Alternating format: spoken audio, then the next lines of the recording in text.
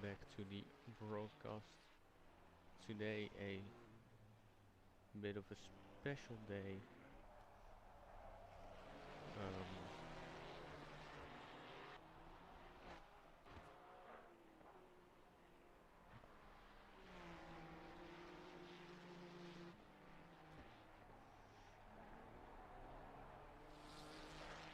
90 minutes long on the Nordschleife.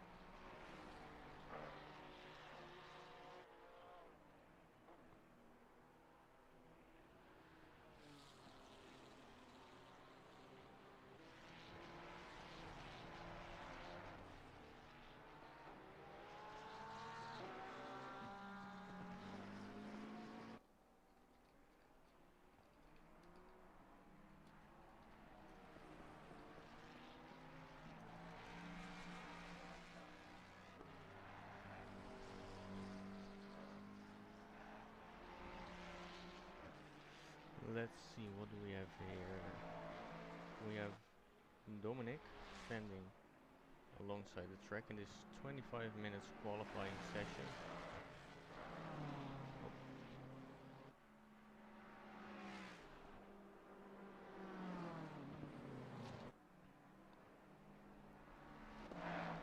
As there are still 20 minutes remaining. Currently 23 people in the session, no passport this time.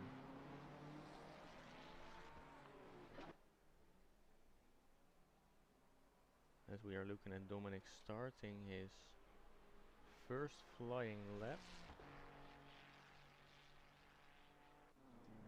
Now, as I said, this is a bit of a special race, which also should be visible in the title and in the description of the stream.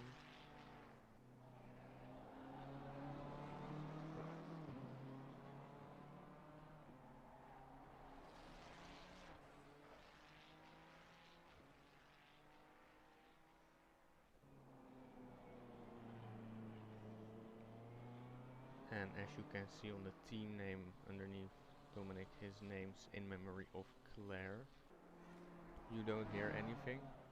What don't you hear? I was a bit quiet, so... As in you don't hear game sounds? Or you don't hear me talking?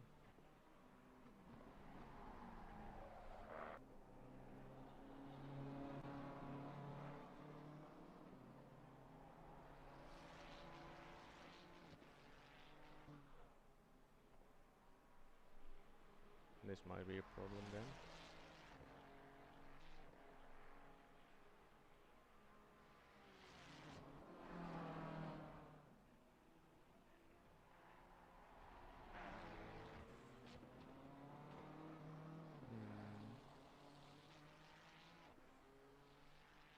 You should be able to hear stuff.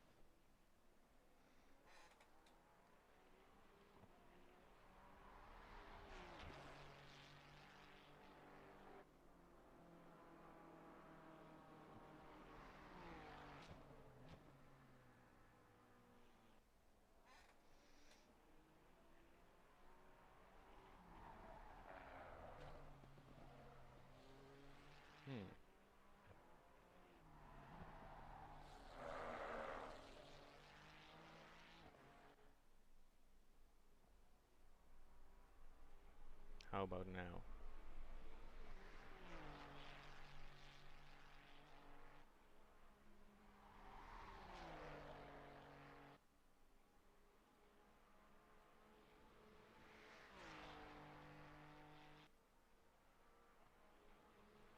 This is not good.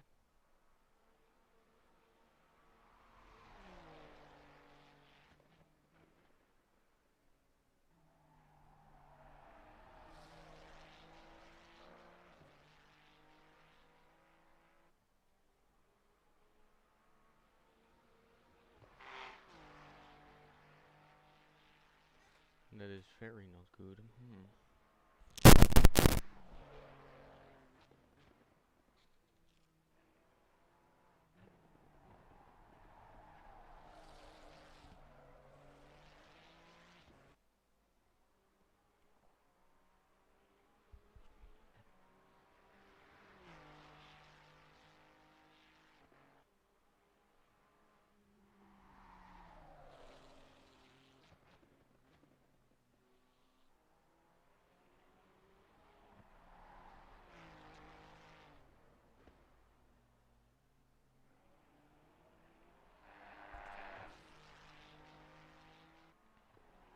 That's a bit weird.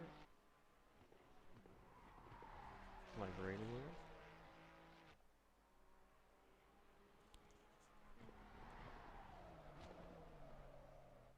Because I can hear everything with sound turned on.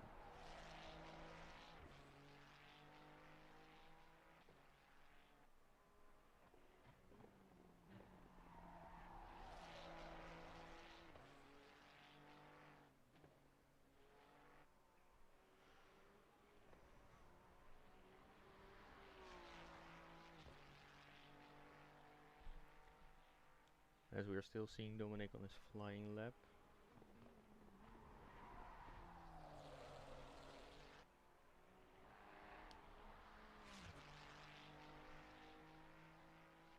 Anybody else trouble with hearing things or hearing nothing?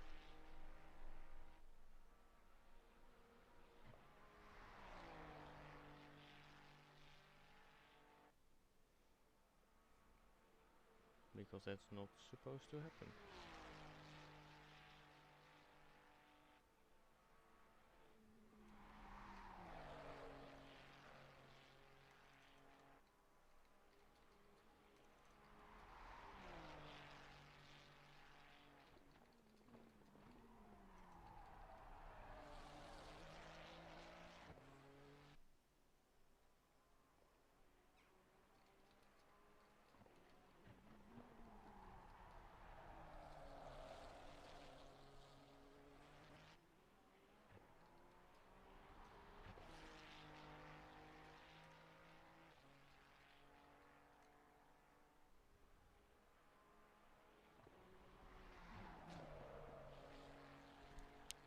Well, let's hope that he's the only one with problems. As we have our first lap set by Stefan Noah. An 8 minutes 16.4. The next one who will set a lap is probably VM.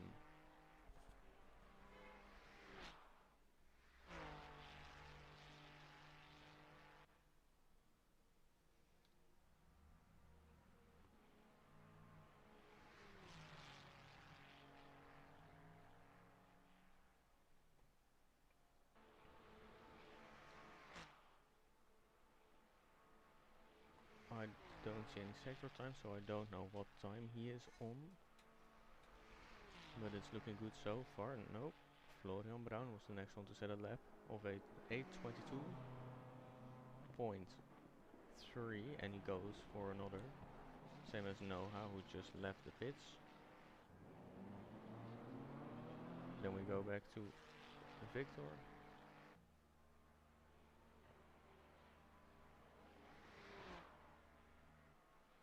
P2 with an 8:19.8. That's pretty decent.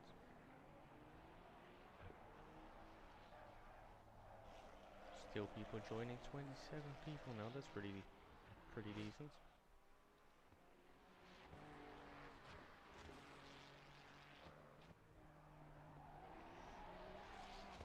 We are really getting somewhere.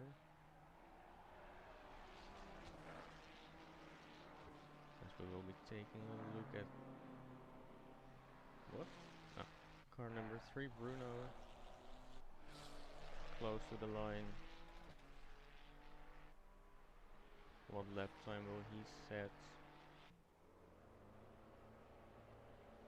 An invalid lap time of an 8:19.3. Now the next one will be Dominic, currently in P4, no time set. Thank you, Gil. Let me just try and bump it all up a little bit. Let's see if it's getting any better this way. Dominic with an 8:14.0, fastest time currently.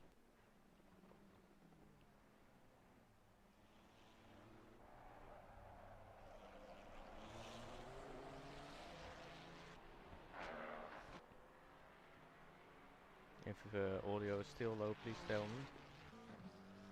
Looks low, hold on. Now, hopefully this should be better. And otherwise it is something with my microphone which I would need to fix after the race.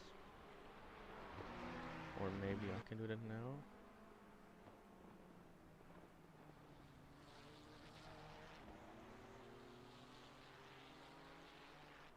Yes.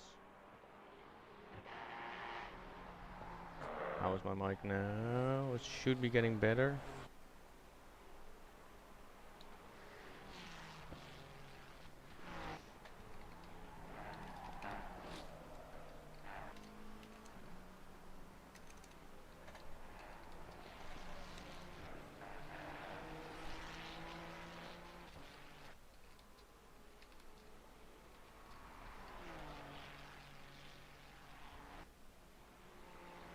Yeah, you are in a pretty busy, yeah. We are holding a race in Claire's memory, yes, we are. Now, if sound is still bad, please let me know. I will change it. If it's getting better, please let me know. If it's too hard, also let me know.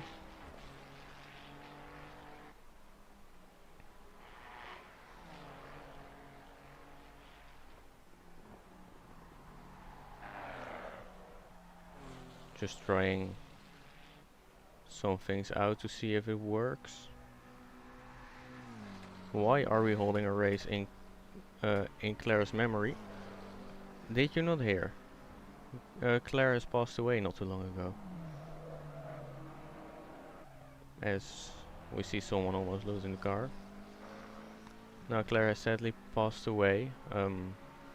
We will get into that a little bit further in the stream. There will be a moment for Claire in between the qualifying and the race, so in about 10 minutes.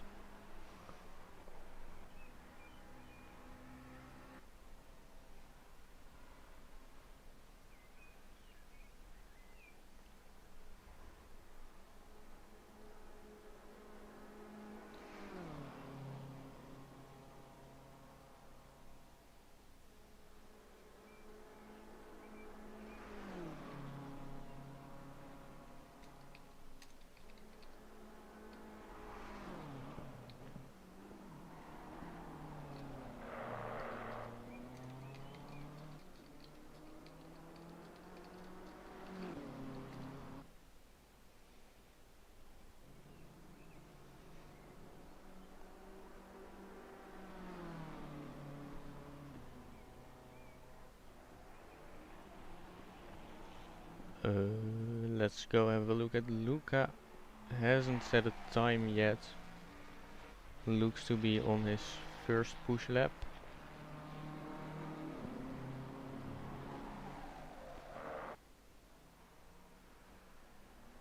Let's see what he can do.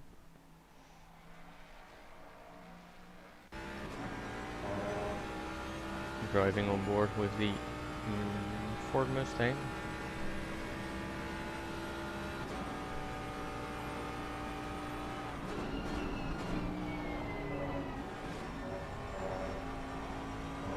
As slowly more time seems to be rolling in. Mansik with the second time in 8:16.1. He is 2 seconds off Dominic in P1. We also have Raymond with a time, Raymond Crawford. Currently P9. 19 seconds of Dominic. As he goes out for a second try, it seems like. We got also have the number 16 Schulze finding his way through the final few corners. A bit louder overall. Oh, that is something that I probably won't be able to do right now. I will have to do that a little later.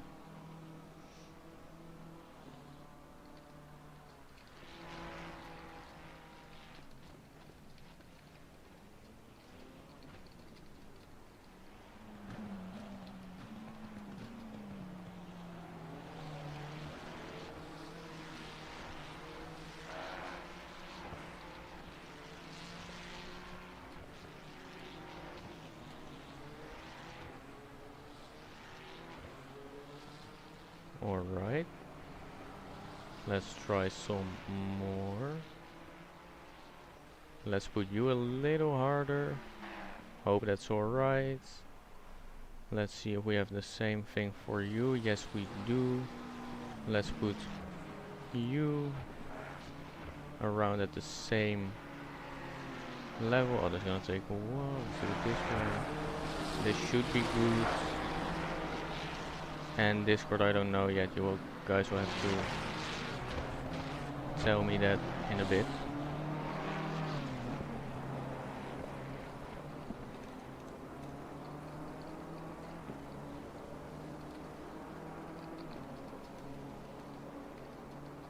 Nope.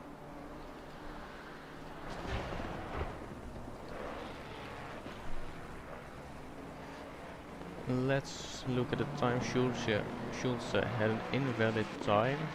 Let's actually go back to Luca, go back to the onboard.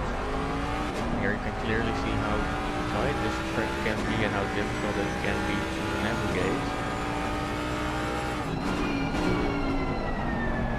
As we have a new pole sitter in the form of Clarence, also known as Julian. Out of all of us, he was definitely the closest to Claire. Seeing him on pole with number 12, which Claire used, and the original livery for Claire, makes it a lot more beautiful, to be honest.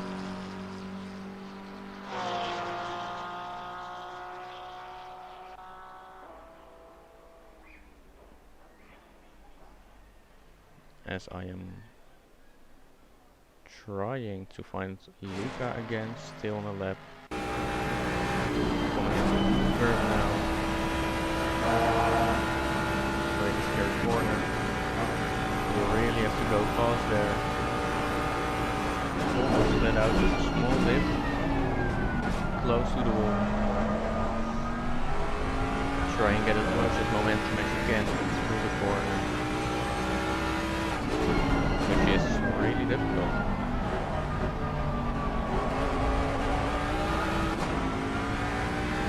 Now I've changed some things in the audio so that it's better.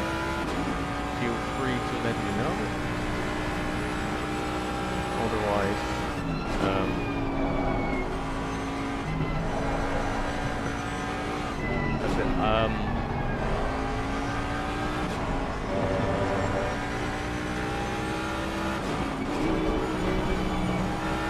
let's quickly go on board with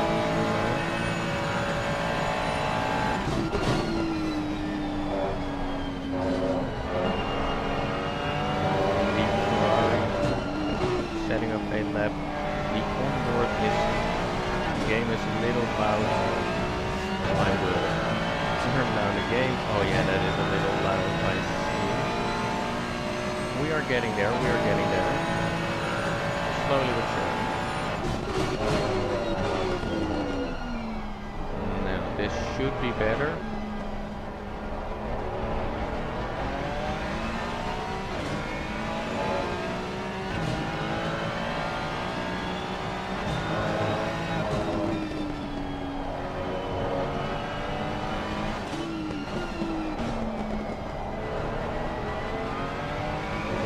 Be a little better.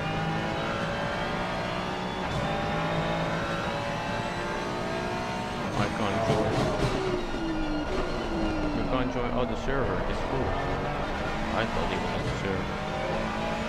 sorry, these are just some messages on the Discord.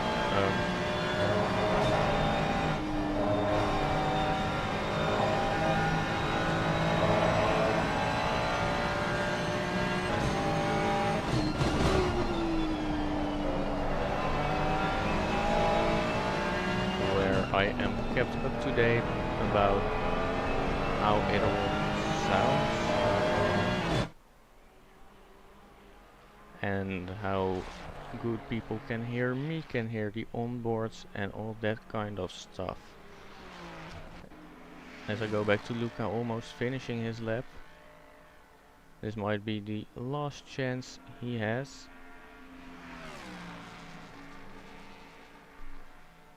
To drive a valid lap.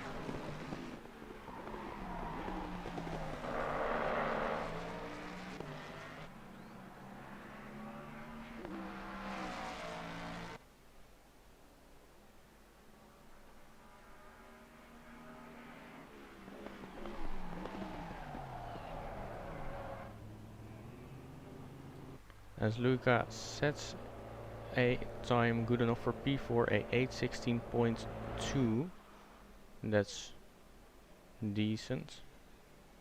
That's really decent. Who will be the next one? That will be this guy, Anthony Menzik.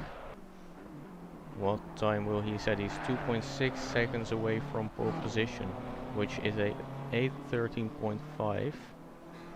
Pretty decent time. But what can he do? It's an 8:14.2, 6 seconds away from pole position. So next car will be the 31. That is a badly damaged Ford Mustang. Onboard still too loud. Copy. Copy.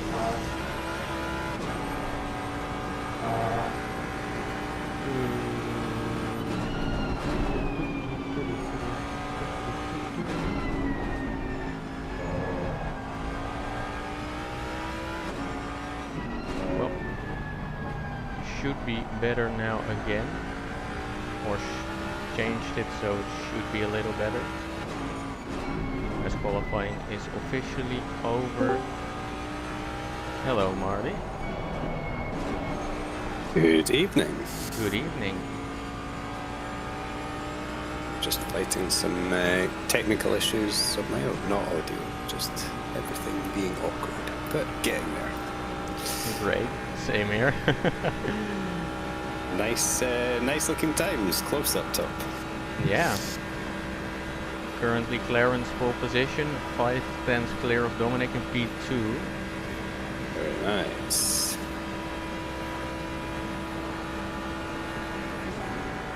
This looks like it's going to be a fun race. Yep. Yeah, some cars still out on track on valid laps, so let's see what else we get. First one crossing the line will be Leonardo Rigon in a Ford Mustang. No time yet, no time set, since it was invalid. Then we have...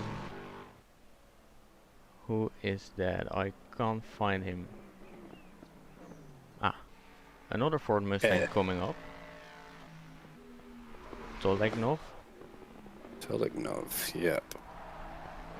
Not set a time yet. Let's see how this looks. Let's see where he can put it if he sets a valid lap. P13 with a 8:40.5. Very nice. Halfway up the starting grid. It's always useful. Setting a lap is the best thing you can do. Mm-hmm.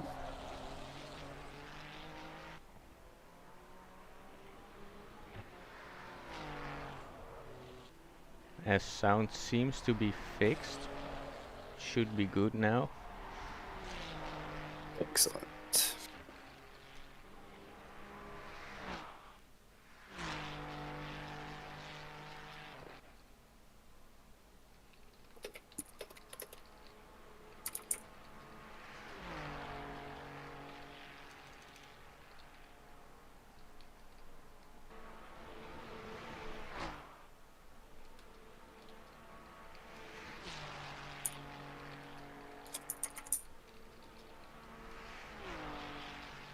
Next one crossing the line will be Dominic, currently P2, 5/10 of P1. What can he do? Can he get pole? Is it a valid lap? Or does he gain nothing? I think his delta is up, if I'm reading this correctly. But I left and rejoined the game. It is pole So, position oh, very nice. with an 8-minute 12.6. That's a very decent time. Yes, indeed. Next one coming up again, a Ferrari, Stefan Noha today. Car number 2.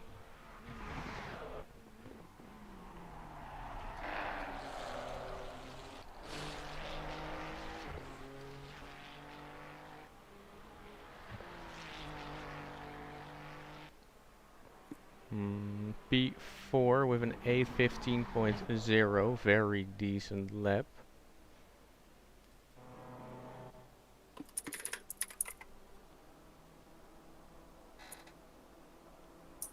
The next one for the line is Tim Krumling, car number 44 in the BMW. Almost down the Dottingerhöhe. Just underneath the Bilstein Bridge and going into the final few corners.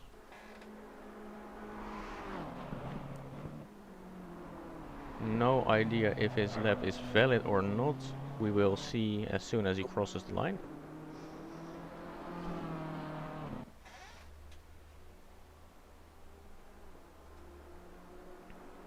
And that is P13 with Yes, it is. it is a 8-minute 36.8. That is a pretty solid lap time. Next we have Bruno. What can he do? See if he can get a lap on the board. Yes, it can. P7. An 8-minute 17.2. And now it'll be a long wait before the next one to cross the line. Let's quickly drive on board with him just to see how fast this section of the track is. It's Stefan Bellovesas. If anyone makes it look fast, it's Alex. It is. Very aggressive driving style. Always exciting to watch. Always exciting to watch him do laps on his own, but also to see him race with really aggressive moves he can go for.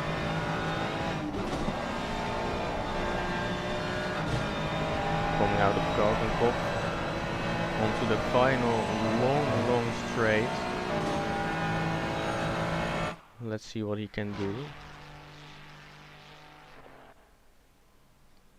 Normally pretty fast around this track, but no time set at this point, so I have no idea where he is going to end up.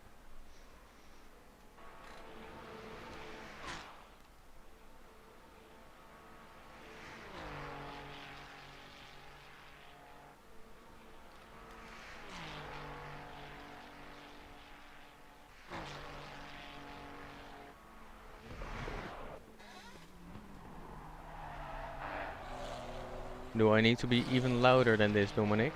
I can do that, of course. Of course, that's not a problem.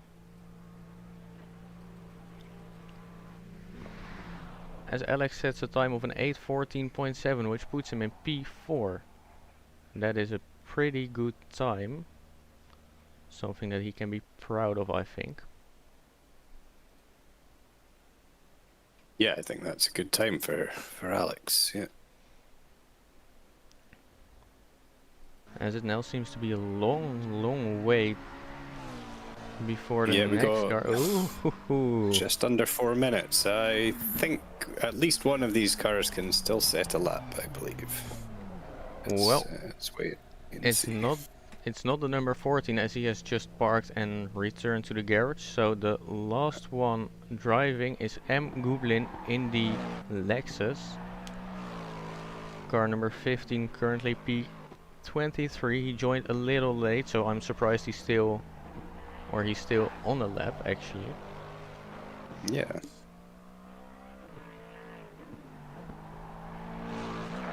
But he is here and he is doing it. Yes, all he needs to do is get to the straight, and then the Lexus like teleports to the other end of the straight, like instantly, right? So yeah, very fast. way too fast. Ooh, as that's almost off the track.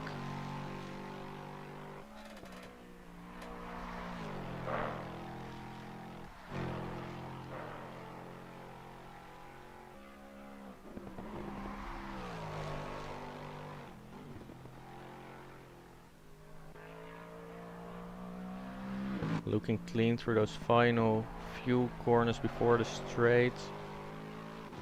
Keeping it safe. He should still be able to make it to the line.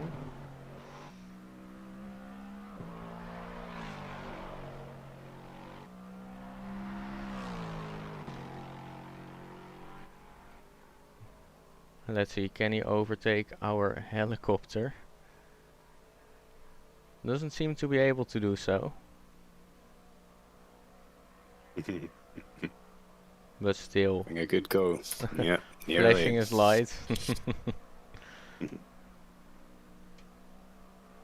Fully pushing for it.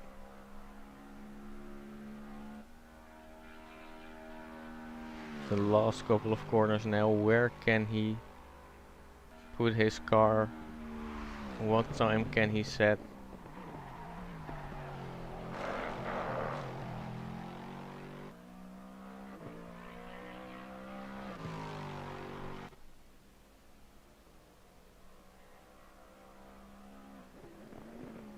As he puts it in P13 with an 8-minute 26.4. Yeah, another very respectable time.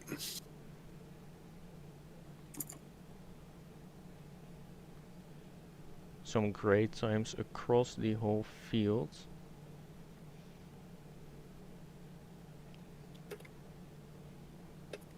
But not on the track we had planned for today, sadly.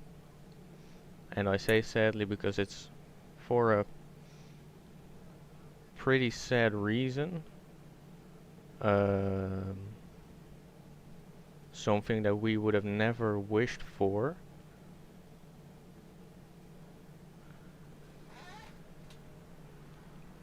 Because this is a special race for Claire, as it says in the title.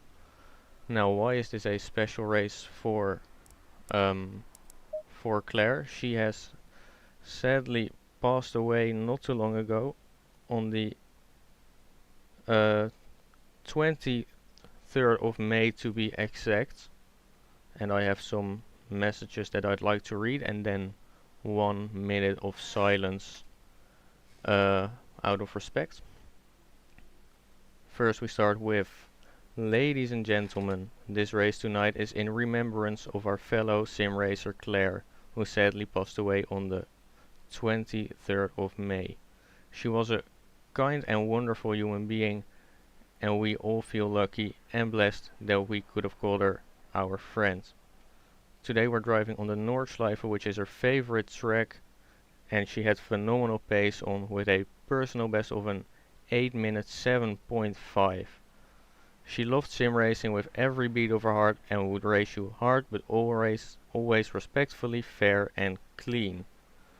Today we have Clarence driving the number 12 Ferrari, since that was her car driver number, and he's driving with her livery as a way to honor her, which is a very beautiful thing to see. Now, I've also received a message which was sent by Claire's sister, which I'd also like to read. Let's see, that is right here. I personally think about what she would wish for me. She would want us to keep going instead of crying and falling into a hole. We should rather hold to the memories and look back onto this time with a smile. We should never stop doing what we love and use the time we have, as we never know how much we have left. So we might as well make the best out of it. She will never truly be gone, as she will stay in our minds with beautiful memories and always have a place inside of our hearts. And now I'd like to ask everyone for 1 minute of silence to remember Claire.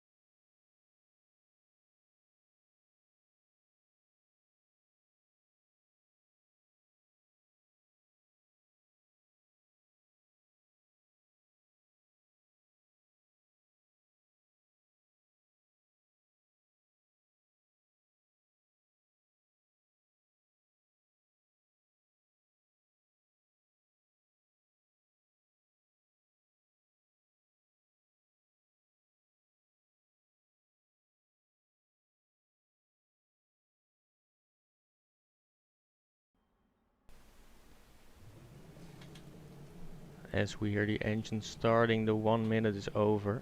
I want to thank everyone for their respect and for the for this moment. Thank you for those words, Misha. Very good, very nice. As we, with this moment behind us, head back into the race. The formation lap is just starting. 28 cars on the grid. As the grid starts moving, loads of these cars are with a black livery, and I might quickly be able to show you the livery, as we have some doves on top of the car. The black because that is what Claire used to use, and then on the back, if I can get it on screen, a beautiful message, RIP Claire 2026, which I personally think is just incredibly beautiful.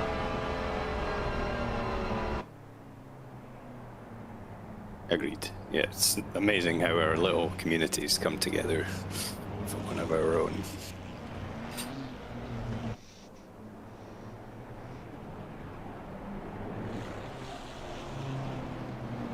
As the short formation lap is coming to an end, we seem to have one person in the pits, Louis van Espen. But we have Dominic on pole and Clarence in the number 12 right behind that. For 1 hour and 30 minutes at the Nordschleife. It's green flag. Dominic seems to have a decent start. Same goes for Clarence, who is right behind that. On the outside we see Mensik with a decent getaway, goes around the outside of Clarence, it looks like. It's now on the inside for the next corner, doesn't make it work, and has Alex right behind him trying to find a way past. As I don't think there's been too much chaos. I see one car turned around. One car spun. Oh, another car and there another is couple more. of cars in turn 3. There we go. Doesn't look like too much damage though at the start of the long race. Still seems to be pretty clean, as one of those cars has a pretty damaged front end. It's the number 14 McLaren from Carl. And the number 16 also seems to have a lot of damage on the front. Oh dear. That is not what you want to see at the start of such a long race, as it's a bit more chaos behind, but it's all looking very clean so far, apart from the first 2 corners. Way cleaner than last week. Dominic still in P1, Clarence still in P2, Mensik P3, Alex P4, Nohai P5, and Luca right behind that, almost pushing him through the corners for P6. Some great driving there.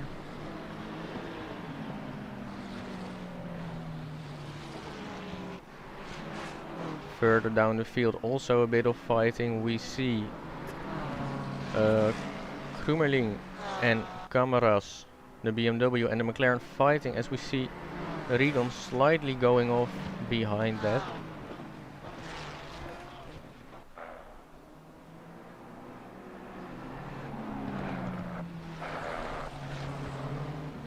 As we saw a 5-second time penalty for the number 15 car for causing a collision, as there's more chaos in the Hudson-Bach section, which is a really tight, fast section of the track.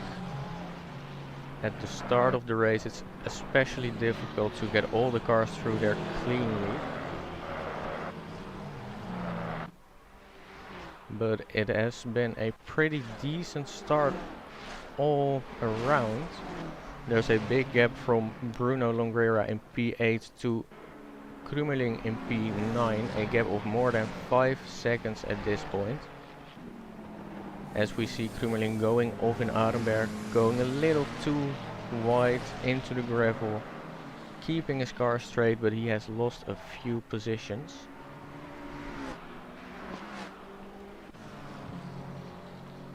As we also see a battle for P25. Jan Schultz looking to go around the outside. Both cars with a lot of damage, it seems like. So they will probably go to the pits at the end of this lap to repair it all.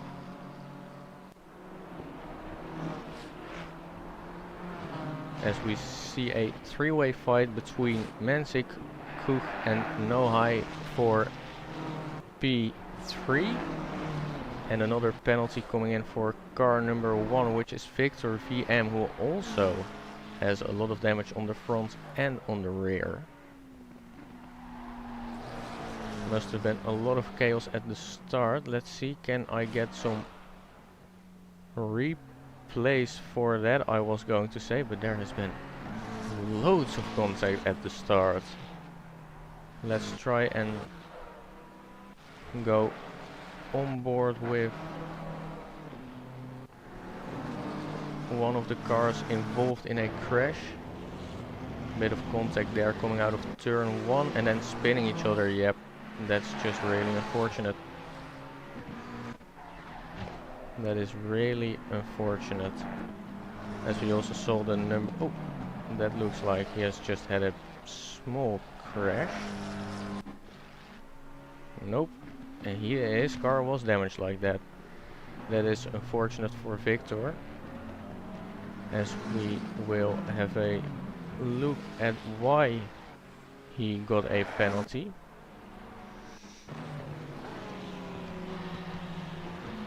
Going down into the Sabine Smith curve. Yeah. Just completely rear-ending someone. That's not what you should do. Especially at the start, you should be a little more careful. Just so you know, you will survive or you will have a better chance at the whole race. As we have Fiesta Bonanza, who I think just joined. He's in the pits now. A bit late, but of course still welcome to race.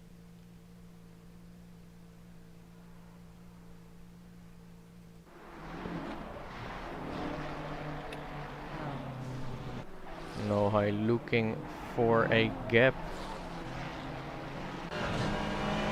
behind Alex. Going to Whipperman now. This is a section of the track where you can barely overtake. Best you can do is just stay behind and hope for a mistake. As we also have a mistake for a name that I'd rather not say. Oh, you were murdered, Peter Bonanza. Hold on, I can maybe get a replay of that. Let's see. Oh. Yes. That is a murder. it seems like. Let's take another look at that incident. Ooh.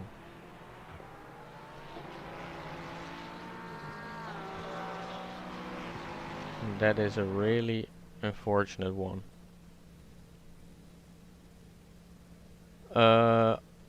I have no idea what the lobby essay is on, Kevin. Maybe you'd know that, Marty?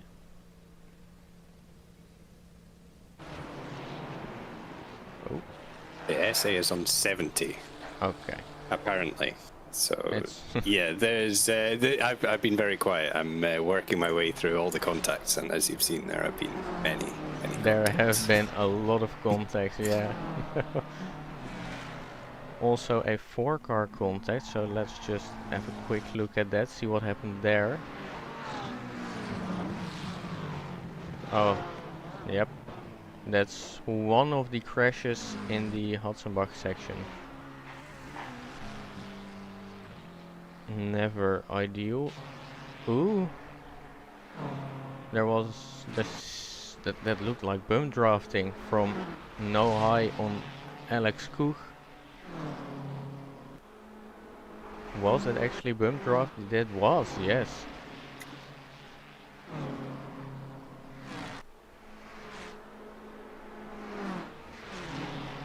There was some bump. I mean, it is a tactic. You gain a little bit of time with it, that's for sure.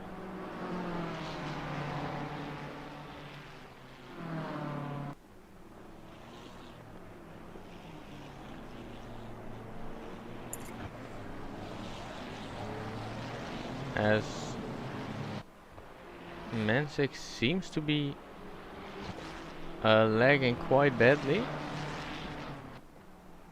I have never seen a car do this.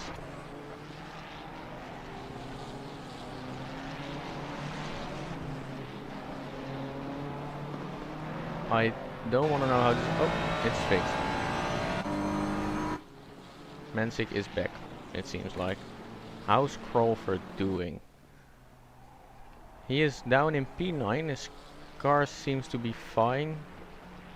And he is complete clear air, no one close in front, no one close behind.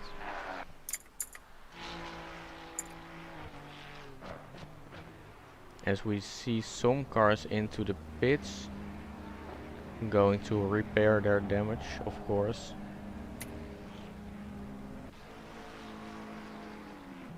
Yeah, Crawford seems to be doing fine.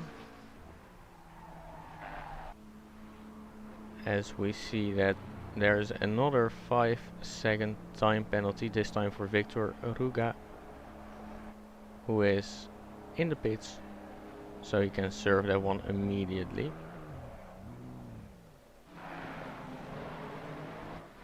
For now, the closest fight on track, and basically the only fight on track, as I see some yellows and I see someone leaving. Well, that's never what we want to see, but I can also kind of understand it.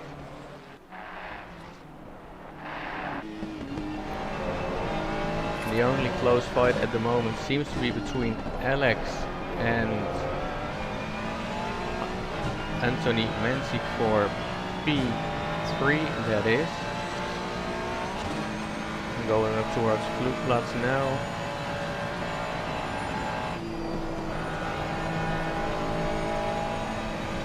Both really fast but also really aggressive drivers, so we might see some action here. As we still have Clarence in P2.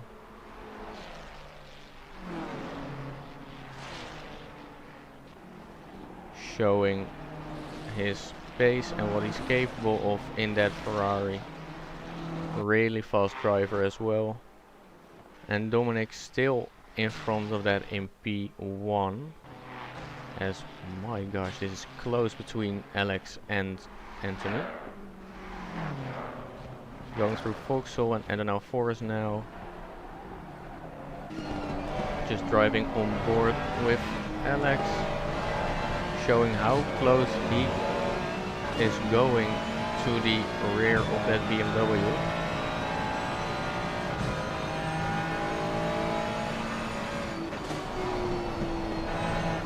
Goes a little bit wide on the grass, but keeps his car straight.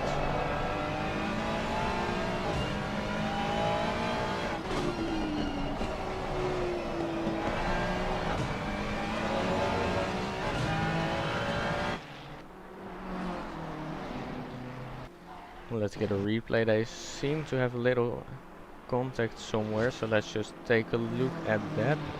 Oh, that's a possible contact from that moment that Mensik was lagging like that.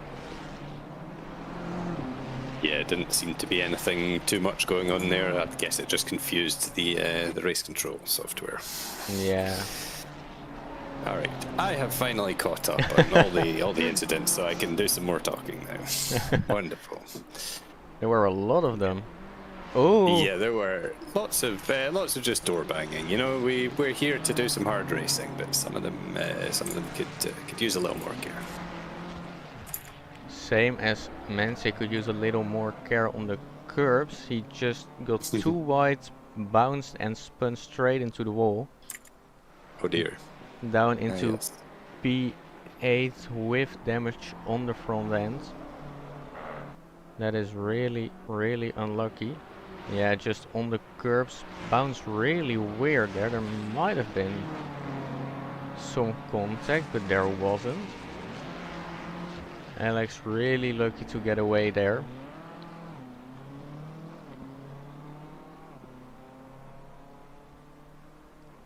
As now, It's part of the challenge of the Nordschleife is how much curb you take and when. if you try to fight the Nordschleife, it will fight back, and most of the times it will win.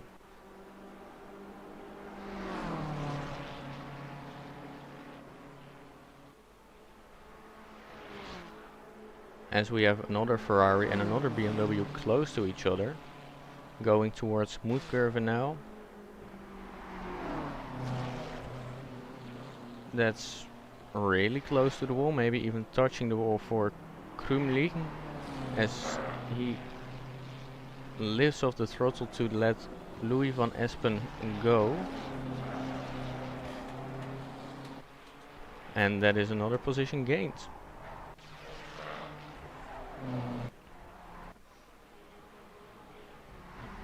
David Young now arriving at the back of Raymond Crawford, going through the the last sector of the track, going through Wipperman now. Two Ferraris against each other, that's always a fun fight, as Raymond goes a little off the track, but is still in front.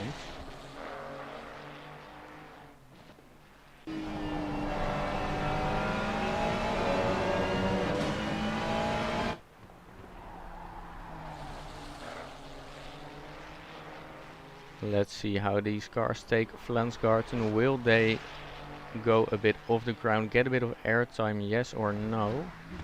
Doesn't seem like it. Taking it safe, probably a smart choice.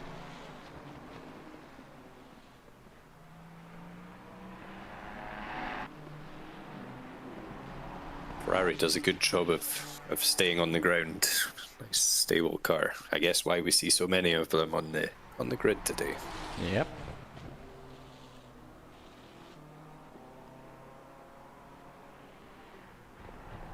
AMG, of course, the opposite. AMG really the opposite. Same goes for the Ford apparently, because Luca has just gone into the wall. Just a little too wide, goes on the grass and loses the car, which allows Bruno to get past. And maybe even Mensik to get past. Yes, it does. Yeah, Mensik, yeah. A nasty place to lose a little bit of time right before the long straight there. Yeah, even if you have a small moment there, it could cost you way too much on the straight. Mm-hmm. Mensik's BMW is a rocket ship too. I think he runs pretty low wing on that thing. So, whilst the Mustang is rapid in a straight line, so is the BMW. Some trims.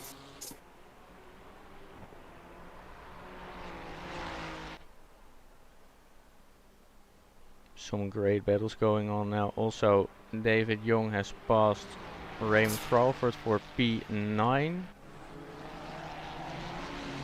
Stefan Nohai within half a second of Alex Koch for P3. And Luca still behind Mensik for P7. As Louis van Espen goes into the pits. Interesting. He has a lot of damage on his front end. That might be the reason. That is unfortunate. Or it's just a really early pit stop and then going long to the end of the race. I think there's been some contact here. Yes, looking back. Yeah, he made contact with a car that was out of control. So yeah, that'll have done some serious damage.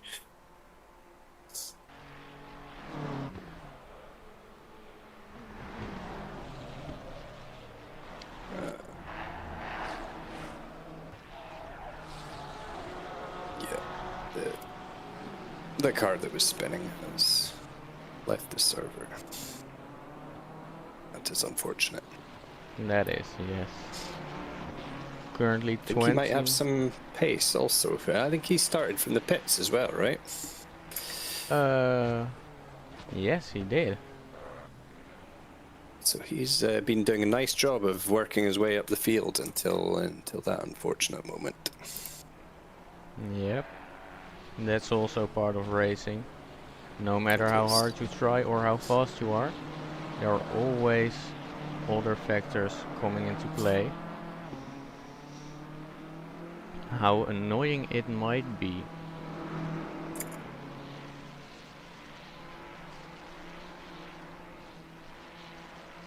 Still, the closest fight on track currently is between Nohai and Koch. As we see that Louis van Espen has got a stop go for speeding in the pit lane. Oh, his day is not going well. Not at all.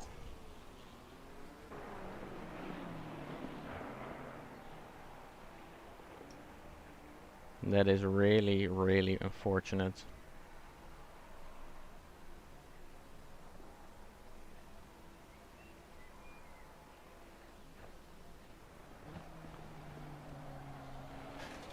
No, I really close to the back of Alex, coming out of Vauxhall through Adenau Forest. They really seem to be pushing each other to the limit, which might end well, might not. Yeah, we'll see. I think they were driving on this circuit together the other day. And yeah, also doing a little bump drafting actually. So Yes. yeah, maybe they're implementing a bit of teamwork here. Maybe they are. With that, they will be trying to catch Clarence, who is 2 seconds ahead in P2.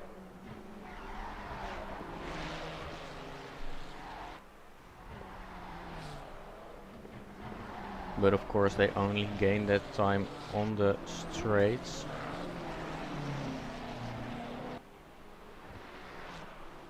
Now, if anyone wants to see any cars or any people, please let me know. Then I will try to get them on the screen.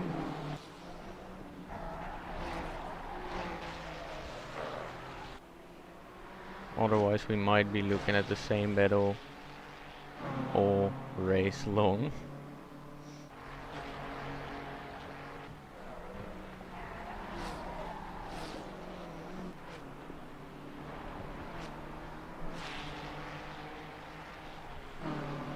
Might see some strategy considerations being made. Yeah, Tony Mensik has a lot of damage on his car now. I'm wondering if he's gonna consider pitting pretty soon. He's getting into the window where he can make it to the end with a full tank of fuel. So Maybe we'll see him coming pit early. Yeah, maybe at the end of this lap, at the end of the next lap is also a possibility. Yep. Certainly looks like he has some damage from that incident. The curb. Yeah, lots of damage on the front, which of course hurts in the corners when you're trying to turn the car, but also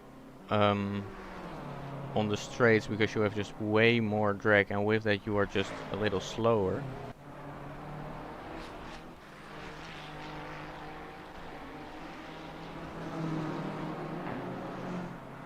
And with lots of corners and one very long straight, or actually two very long straights, you do need some straight line speed and some grip on your front end to actually make the car turn. Otherwise it's a very long and annoying lap.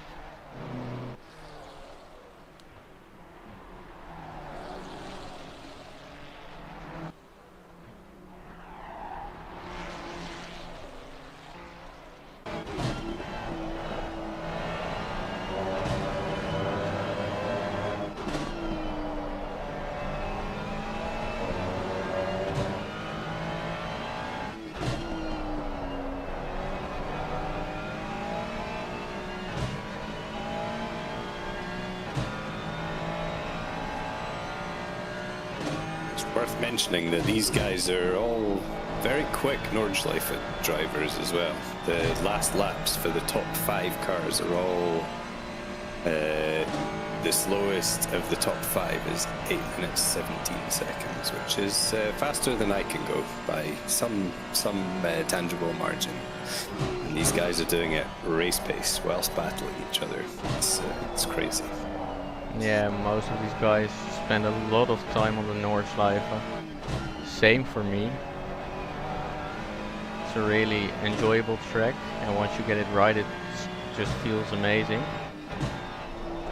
Indeed, yeah, I don't have the pace of you, but I really enjoy driving it. Enjoy trying it in different cars as well. All adds a different flavour to the track, each different car. It does. It's interesting.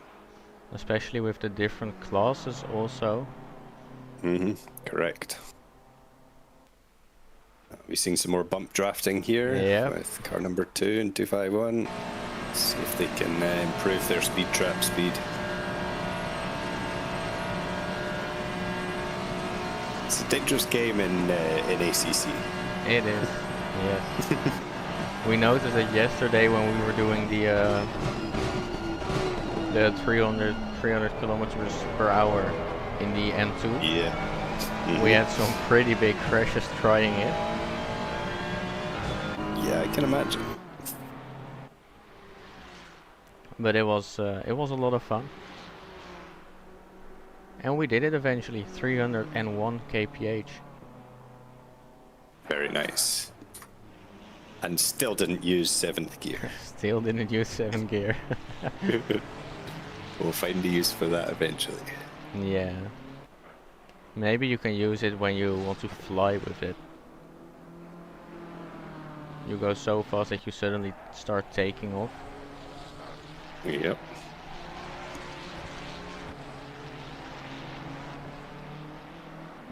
As here we have Florian Braun on the screen, currently the slowest out of the top 5 it seems.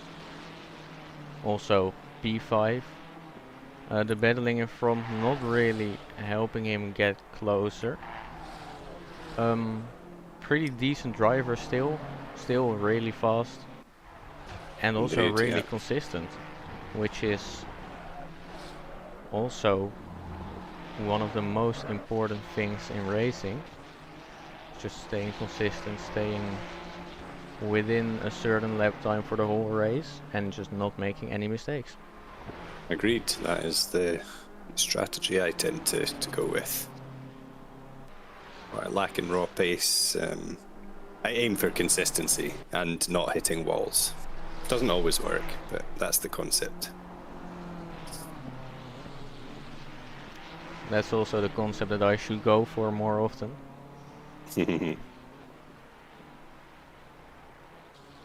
As we see an interesting strategy decision from Menzik into the pits. Probably I think he was struggling with. I think he was struggling with the car there from what I could see. Yeah, looking at the damage now, it's a lot on the front. His bonnet is pointing upwards further than it should be, and a lot of damage on the sides.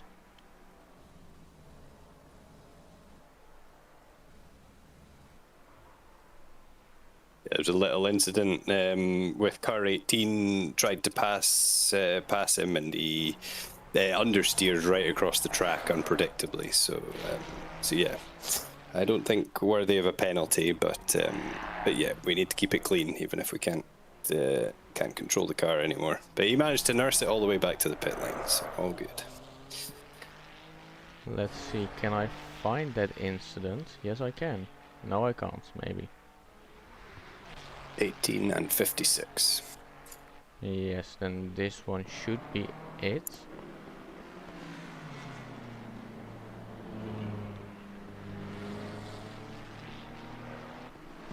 Nope, there's nothing here. Okay. Then it might have been earlier.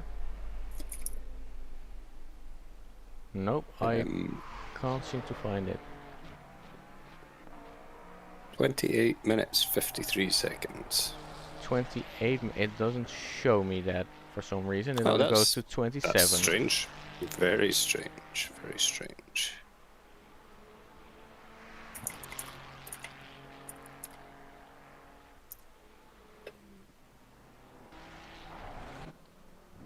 As Menzik has just completed his pit stop, completely new front end, it seems like. No damage on the car. And going out of the pits in P12.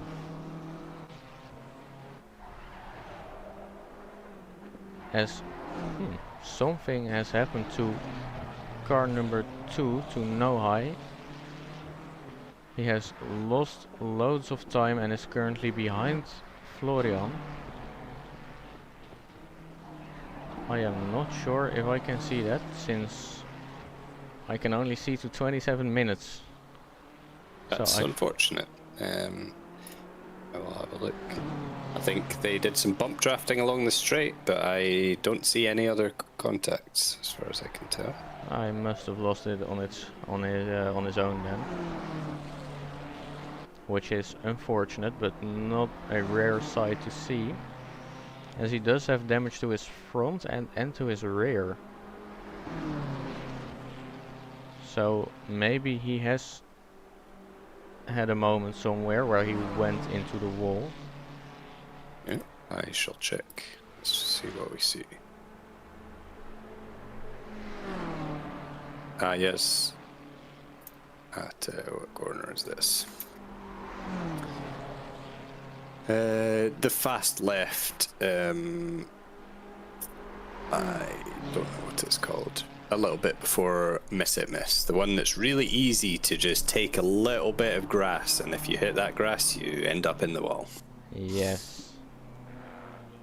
I know what corner you're talking about, yes. I don't know what it's called. No idea. He is really pushing Florian across the track, it seems. Really fast, just completely on his rear wing, everywhere, putting a lot of pressure on Florian.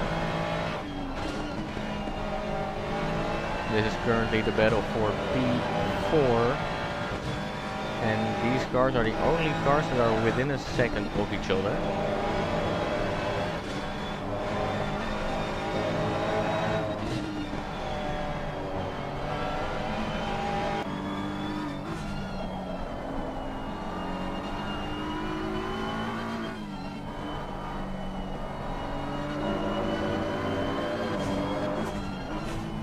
Let's see what will happen here.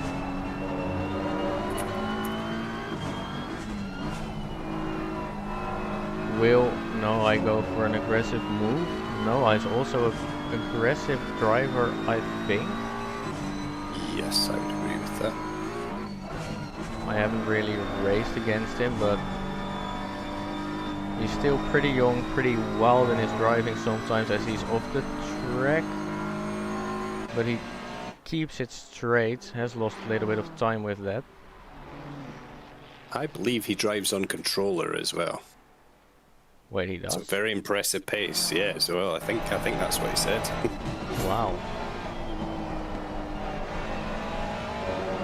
Looking at his steering wheel, it looks like controller, yes.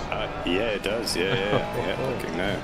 Yeah, he's crazy pace. That is, yeah, absolutely crazy pace for a controller. Very impressive.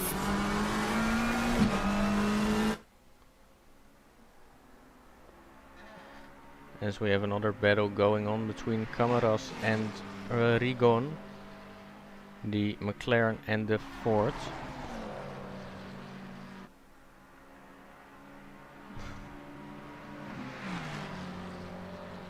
As I see a nice little compliment in the chat.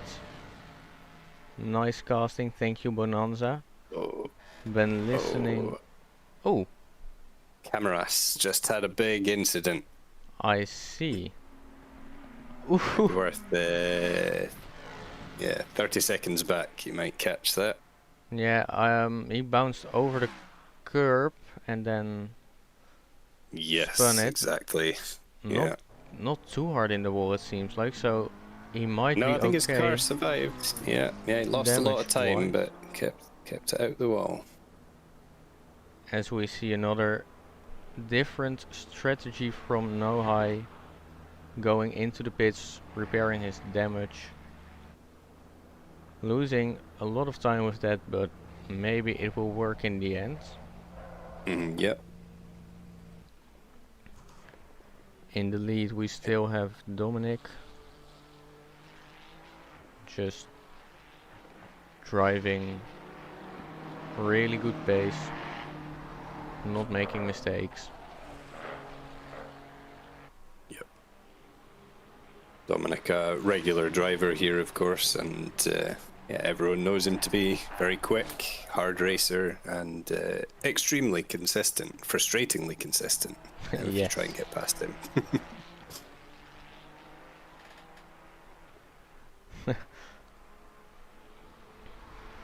Dominic should do it better than yesterday. He will try. Just for context, yesterday I had a race with Dominic and he was... What position did he finish in the end? Oh, I forget.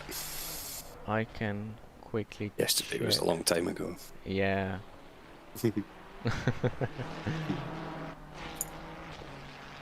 Let's see. Where was that? Nope, I don't want that.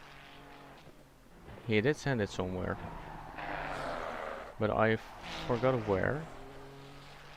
He finished in P14.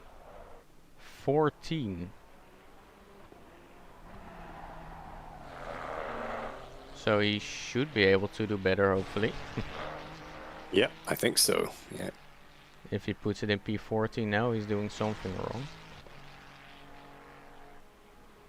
Yeah. As you say, not impossible in the Nordschleife. Anything can happen. And that is the beauty of this track. Indeed. Especially on these longer races, it's so easy to lose focus just for a couple of seconds, and that can be very painful. Yes, it can be.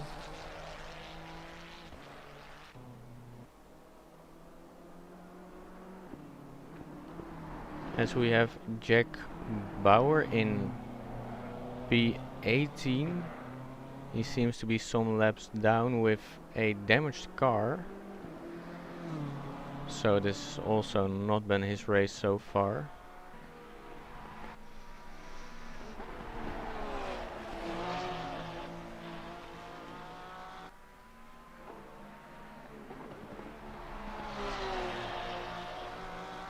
Maybe he joined the server late, actually. we don't have this server locked, partly because we were hoping to get good numbers today, and partly because it's very frustrating if you're racing and have a technical issue and a disconnect and can't rejoin the server. It's very frustrating. So, yeah, it does mean that we might end up with people joining the race later on. Speaking of But people joining, car number 33, Akatan Arslan, has just joined and is currently standing in the pits waiting until he is allowed to drive. Yeah, we'll see if they manage to gain any places, but they've got a few laps to catch up on. So it could be a challenge. Do, yes.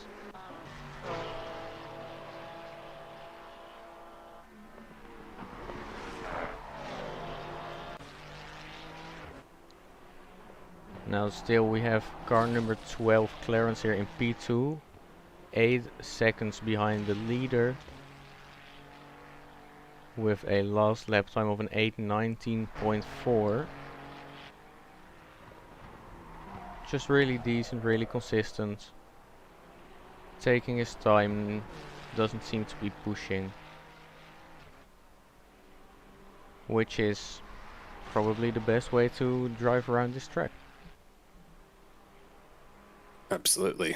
And I expect driving Claire's car as well. He'll be wanting that car to make it to the end of the race. So. Yes, he would. As we have some side-by-side action on the final straight, going into the final corners. It's not side-by-side anymore, which is probably the smart thing. Yeah, very dangerous place for side-by-side there. Those little kinks towards the end of the straight are very scary side-by-side. Never quite know what the other car is going to do. Those and of course very high speed and a big braking zone. Yes. Those kinks are flat out most of the time with the right line.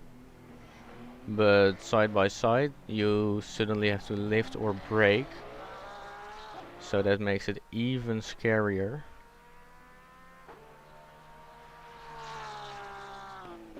As that battle has been ended by the Ford Mustang of Leonardo Rigon going into the pits for his pit stop.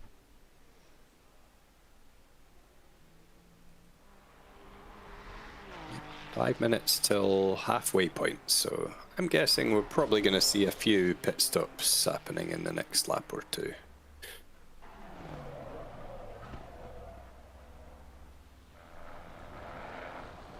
And we might also see a pit stop at the end of this lap for Raymond. He has a bit of damage on the front end. Went deep into the last braking zone and is clearly frustrated by it, looking at his weaving after that.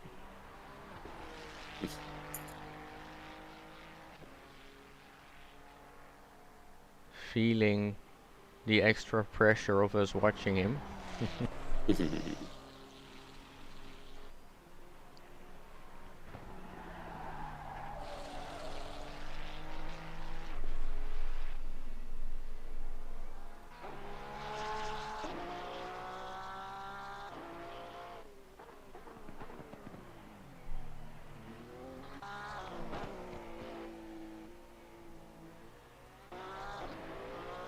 As we see some more new people, Fabian Lomp in the Porsche has just gone out of the pits, has done 0 laps yet.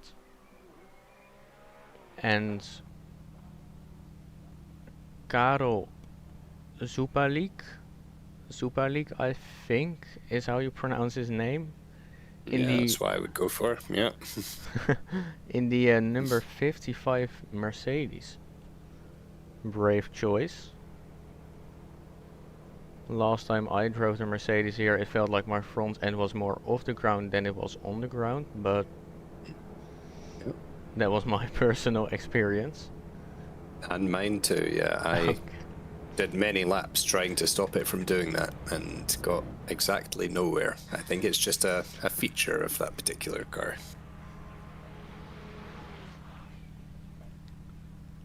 Also in real life, I gather. Yes. looking at the onboard of the Verstappen.com car at the 24 hours, almost going into the wall there, because the front end decided to lift off the ground. Yeah, I've done that exact maneuver there. That exact corner of the track ended up sideways. Of course, mine ended much worse than Mr. Verstappen's efforts. Turns out he's probably a better driver than me. That's a surprise. As we are starting to see some more pit stops, I see Alex Koch in the pits and Bruno in the pits. Do these guys have damage? Yes, both have a little bit of damage, it seems like. Yeah, nothing spectacular, I don't think. But let's see. Might So not. I'm guessing everyone's gonna take tires. The temperature is quite warm, so I think these tires are gonna be suffering in this race. Yes, they really are. Track temp of 36 degrees Celsius, which is a lot. And you will really feel that in your tires, especially at the end of your stint. Same goes for the McLaren of Too Slow, who is in P8 currently, so not that slow apparently. And for Raymond, who has also just entered the pits, but he has a little bit more damage.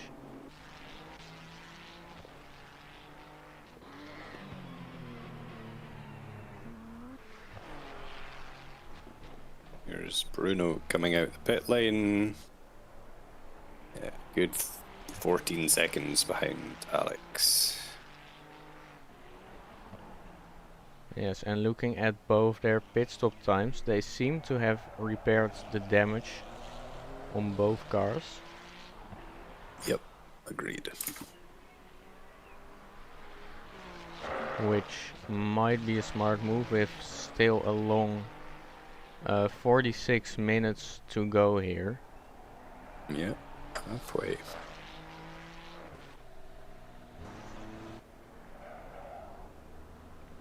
As Raymond has also repaired his damage and is going out of the pits again.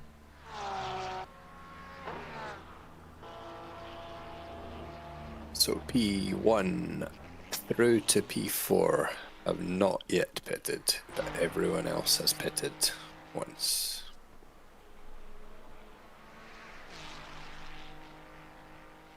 And some people even twice.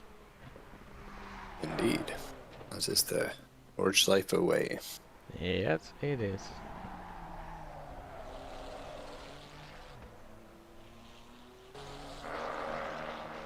Dominic still in P1 with the fastest lap of an 8:15.5. I'm sure he's capable of doing better lap times, but seeing his comfortable lead and the length of the race, opting to chill a bit and just drive safe. Yeah, I think so. Though he can't relax too much. Some quick guys behind him still.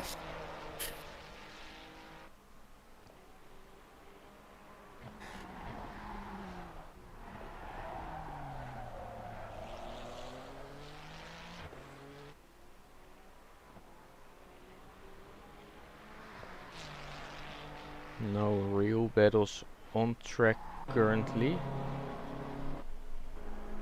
So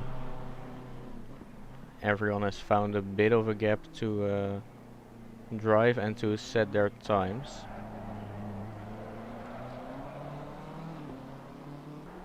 The closest gap currently is 4 seconds between Alex and Nohai, P5 and P6, but of course still with the complete top 4 needing to make a pit stop.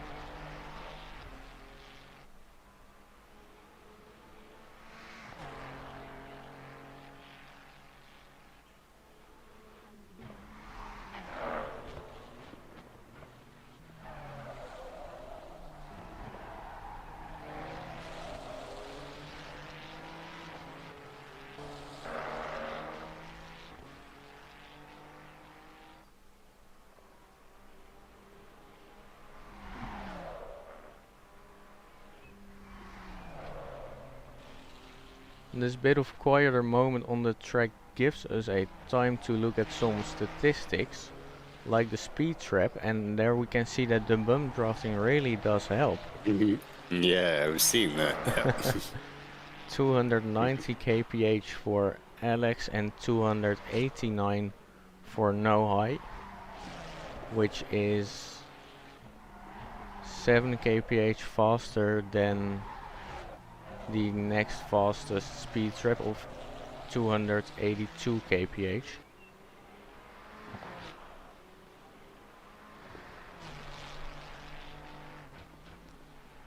And I think out of everyone, the only stop without any damage repair we have seen has been the second stop of Leonardo Rigon, who needs to go back to the pits for damage repair, because Oh dear. his front end looks pretty broken to me, and that is unfortunate. Yeah, and a broken front end in the Mustang is not a pleasant thing to drive. Not at all, no. It does not like to turn in anymore.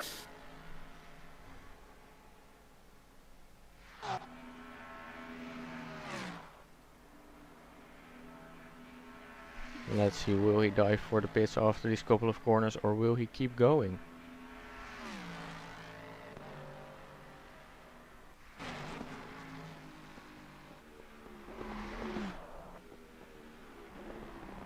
Yeah, his top speed suffering fairly significantly as well there, I think. Usually be about 280 as he keeps going past the pit entrance. Interesting choice, but yeah. Yeah.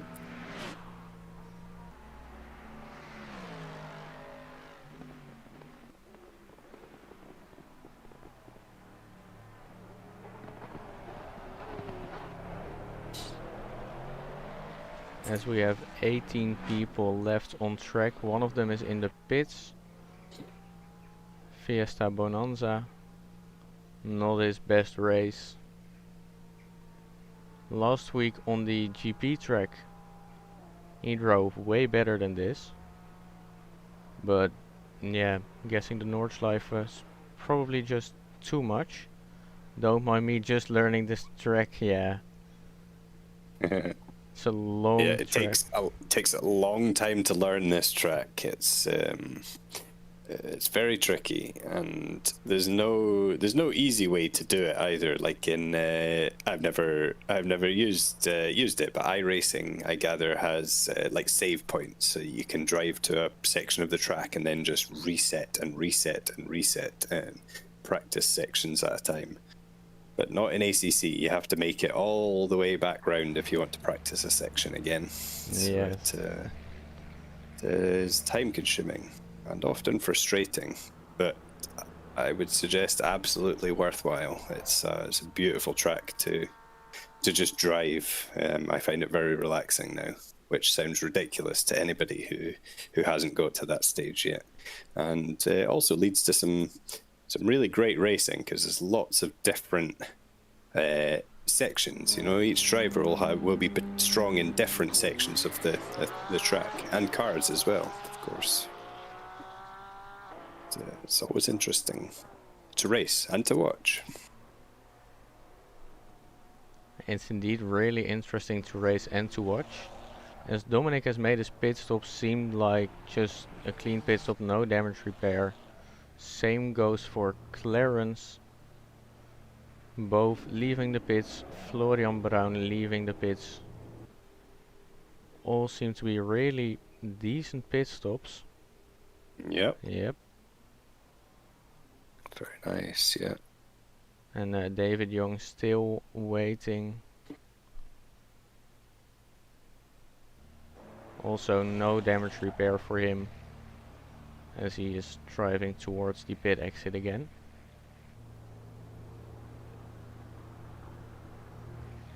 Now, with all the chaos behind, with crashes and battles, this has promoted Florian Brown to P3 and David Young to P5, rejoining the battle between Alex and Nohai.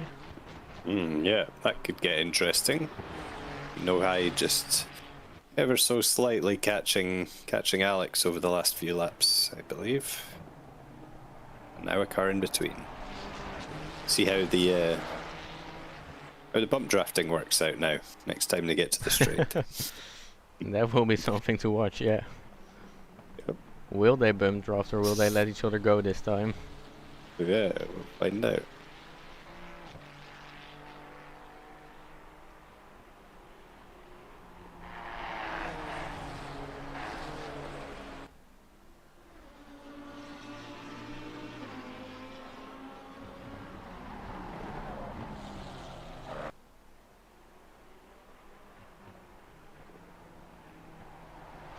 As I do see now that Leonardo Rigon is back in the pits.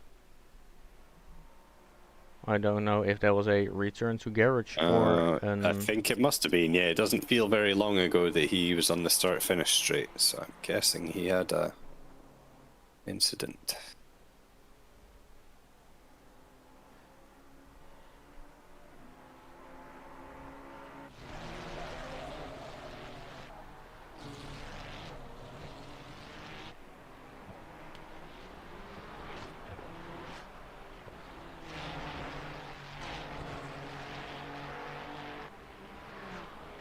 Phew. No, I almost losing the car there, pushing a little too hard. But still keeping it on the track, just at a little slide in a really fast section.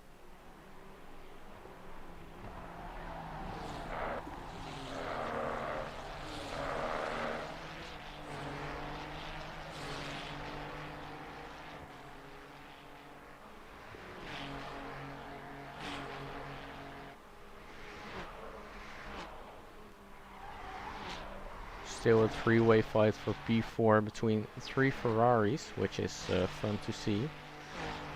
Yeah. Interested to see if Bruno in P7 manages to catch up to them. Maybe if they bunch up and fight a little more, maybe that'll give Bruno a chance. Bruno usually in amongst the battles in these races, but kept himself to himself this race. Yeah, only gained one position starting P8. Normally he's a bit further up the field.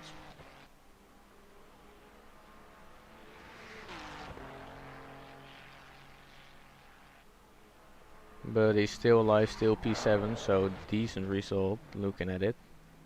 Yep, certainly is. In this strength of fields, P7 is very respectable, for sure.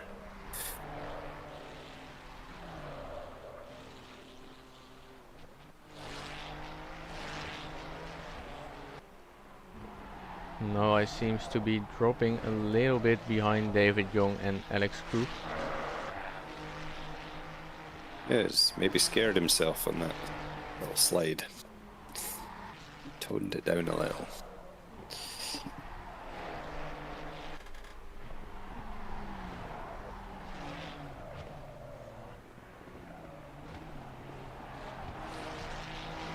As we have some other new joiners, one of them is a Lamborghini. Interesting. You don't see that car very often.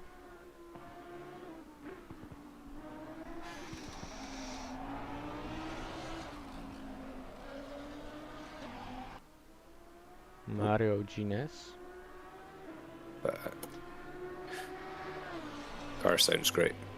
It does, yeah.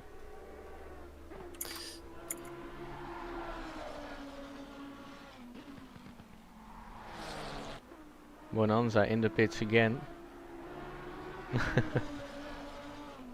It's a hard track to learn. That's one thing that's for sure. Over 20 kilometers of track. Some sources say more than 170 turns that you need to learn and memorize. Which the Lamborghini of Mario Gines can certainly still improve a little bit on. as he went hard into the wall at miss hit miss.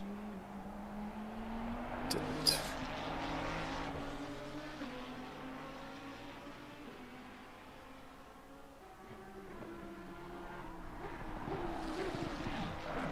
That did allow Raymond to go through without too much troubles. Raymond still in P8, really decent drive from him so far.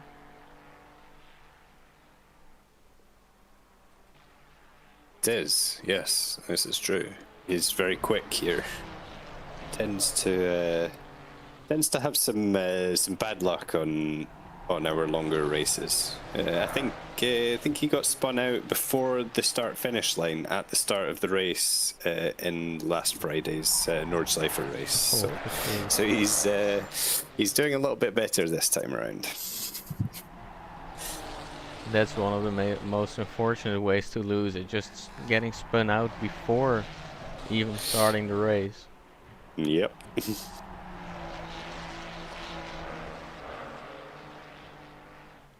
But we do have a bit of a battle now, again between Alex, Young and Nohai. Nohai have seemed to have catched up again within a second of Young, and Young is within half a second of Alex. Alex seems to have a bit of damage on the front end, which might cost him on the straight. Especially when David Young has the slipstream, which works really well on such a long straight. Yeah, being that, I don't know, maybe 0.3 to 0.8 seconds behind and getting a good run out of that last corner is really gives you a slingshot down the straight. If you're too close, then you don't get the slipstream, and then if you drive past the car ahead, it'll just drive past you again when it gets the slipstream. So it's gap is 4-3. Yeah, very nice. It's 2 tenths now, 1 tenth. It was 4 tenths coming up to the straight as he pulls alongside. I think that's perfect. And Alex has quite a bit of damage actually. He has some damage on the side as well. So yeah, his top speed looks like it might be low, even with the slipstream. He seems to be coming back, but I don't think it'll be enough. No. Now maybe with a better run through these corners and then slipstream down into turn 1. Yep. But David Young has had a pretty decent run through the last few corners. Gap is half a second, so I don't think there's anything possible down into turn 1 this time.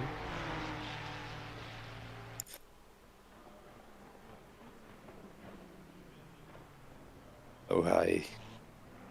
Had a nice run there too. Oh, that dear. was, yeah, that was a bit aggressive.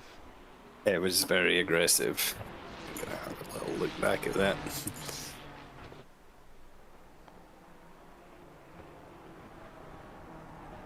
That is some damage on the left side of the car for David Young. And some more damage for Alex, as I see that Bruno is in the pits with a really damaged car. So he must have had a moment somewhere. Dear, that's not what we want. Back, Bruno. That's a lot of damage. That must have been a really high speed crash.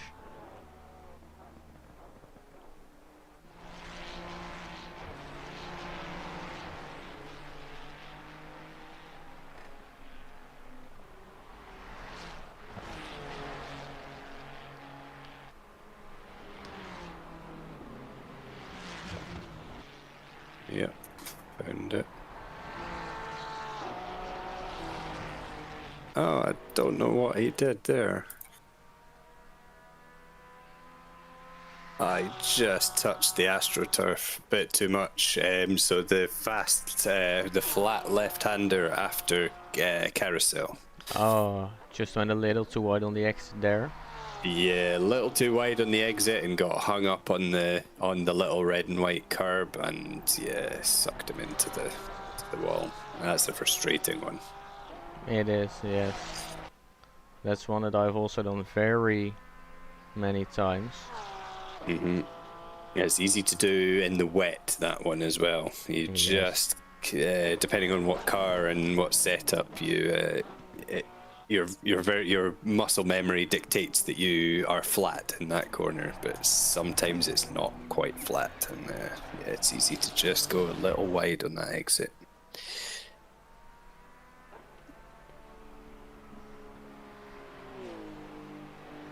As I have right now decided to put Fiesta Bonanza on stream. Don't know if he noticed it already because he was flashing his lights. It's impressive watching the stream and driving. Yeah. He did very nicely let Dominic pass him. As I have noticed something, and that is that Clarence has a lot of damage on his rear end, and he's down into P3. Oh yeah. So he must have had a moment. I will find what happened there.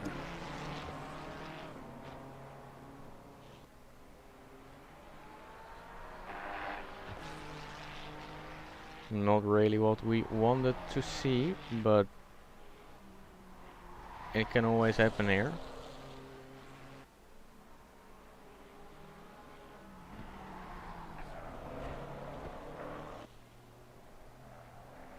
Of course, our first victim of Moot Curve.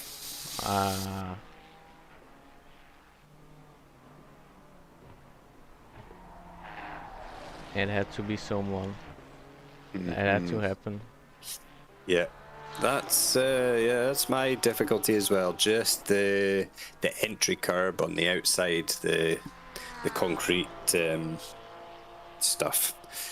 Just unsettled his car, and yeah, got him very sideways. Rear of the car sliding along the wall. Yeah, it's a very difficult corner to take. As fast as you want. Of course, the name Moot Curve, Bravery Corner. In the Ferrari, it is a small lift of the throttle and just praying that it turns. I don't really know how it is in other cars, but I'm guessing sort of the same. Yeah, similar. Sometimes a little tap of brake, but I am not the authority on that corner. I am not brave enough for it most of the time. I've been driving the BMW the last couple of days, and it's very nice on that corner actually. And also the Lexus. Yeah, I think the front engine cars are very stable, but maybe take a little more to get them to turn in compared to the Ferrari. Yeah, the Ferrari is a really easy car to turn in.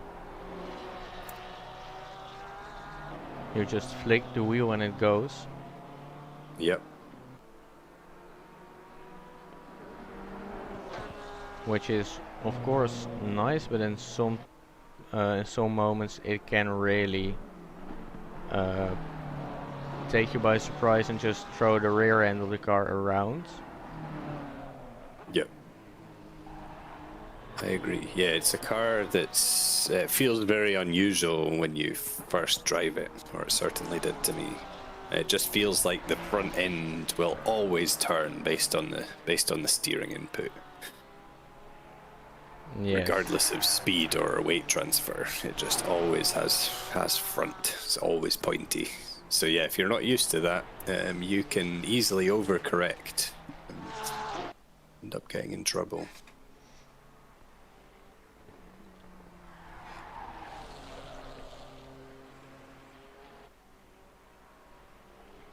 But if you get used to it, it is a really decent car. As also, yeah, the proof is here in this server. Basically, we have 1, 2, 3, 4, 5, 6, 7 Ferraris, which is the most used car. Then we have 3 Porsches, 2 Mercedes currently, 2 Lamborghinis, 2 BMWs and 2 McLarens. Yep.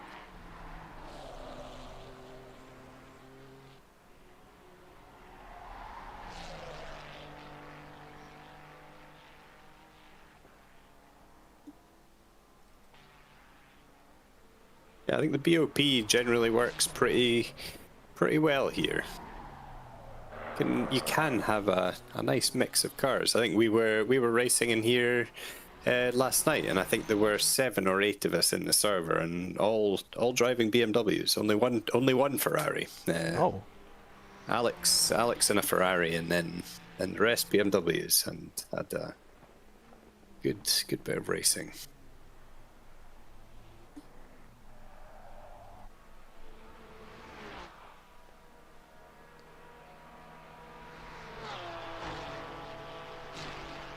Still, if you go to like a pro race or some of the bigger communities, you see a lot of Lexus in the Nordschleife races. Yes, you do. For reasons we've touched upon. Reasons with teleporting from the starting of the straight to the end of the straight. Exactly. We've all had our experiences with that. It's actually quite a nice car to drive here. I did a little endurance driver swap race with Dominic, just a little practice race, and he put me in a Lexus with his setup, and it was very easy to drive, very intuitive, and very fun. Sounds good too. Yeah, I've never really driven the Lexus before. I should try it once. But driving it's like the opposite to the Ferrari, so yeah, you'll have fun. will take some getting used to, but sounds fun. Mm-hmm. Of course, driving against it can be quite annoying. The Ferrari most of the time is faster through the corners, but on the straight, there's nothing that you can do. I've been behind Dominic when he was driving the Lexus on the straight. I think it was 0.2 of a second behind him. He just gained on me. Yeah. I did an endurance race. I can't remember which car I was driving. Aston maybe, which is no slouch on the straight either. But yeah, I followed a Lexus for many laps and just happened to be a little quicker through the last section and caught up just in time for the straight for, I don't know, maybe 4 or 5 laps in a row. It felt like lots anyway. And just gave up trying to get past. You know, I was getting a tow along the straight on every lap. He wasn't really slowing me down too much, you know, maybe a second a lap, something like that. And yeah, no stress, no drama. It was a long race. But it is quite frustrating being driven away from, even if you're right on their bumper at the start of that straight.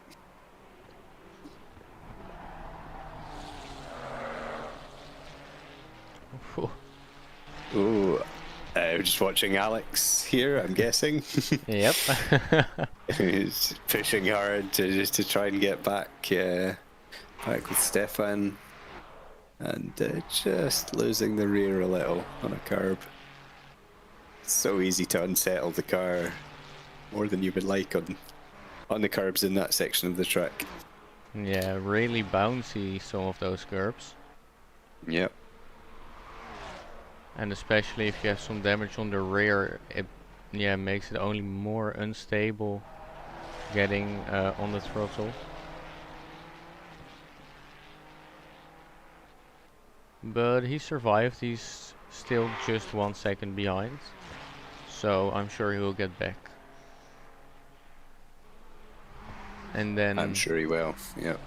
And then is the question: will they bump draft again, or will they actually overtake this time? Yeah, we shall see.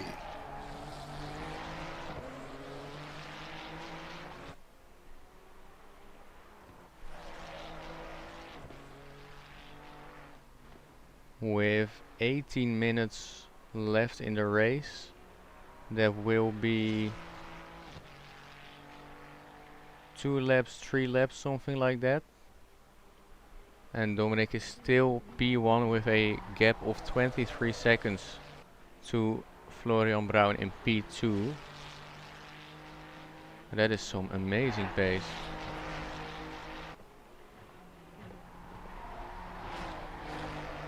And some amazing consistency.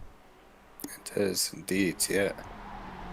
Brown also a very, very consistent driver.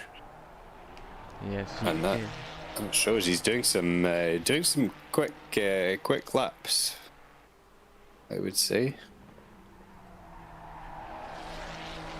Currently, Dominic and Brown the only, nope, not the only 2 people below the 8-minute 20. David Young in P4 last lap was an 8-minute 18. So 3 drivers below the 8-minute 20. And that just shows how fast these guys are on this track. Absolutely. And still kind of half-used tires, hot tires as well in this temperature, and half a tank of fuel as well. So these aren't hot laps. These are real race pace laps as well.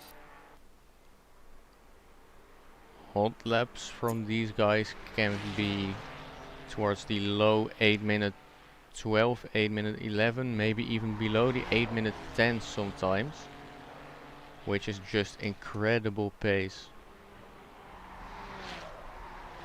Yes. Sometimes I like to look. Oh, we have. Oh, Stefan makes a mistake into the braking zone at the top of the hill. What has happened? He says he's got to go. He's run out of time for racing. That's unfortunate. No. He was doing so well.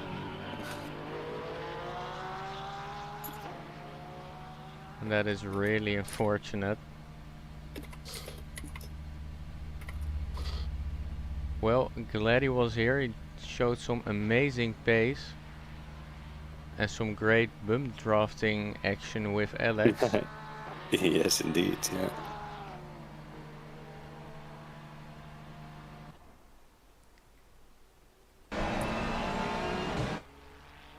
That is a bit unfortunate.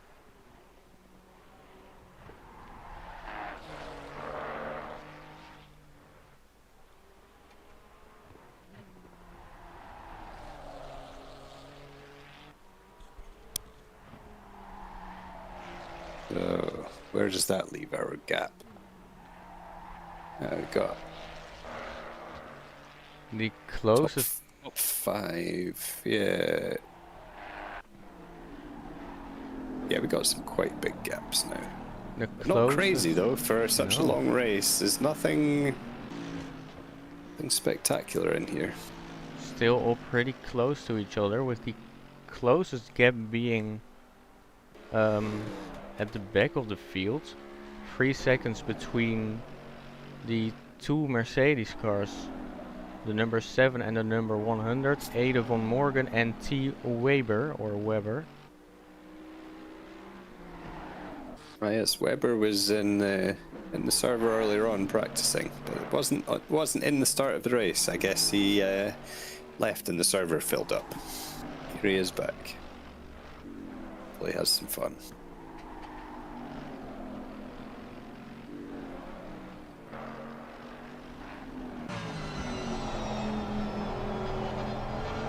Quickly going on board with him as we are getting close to some corners where I felt the Mercedes really taking off, as he had a moment, almost spun it into the wall in ice curve, but kept it on the track.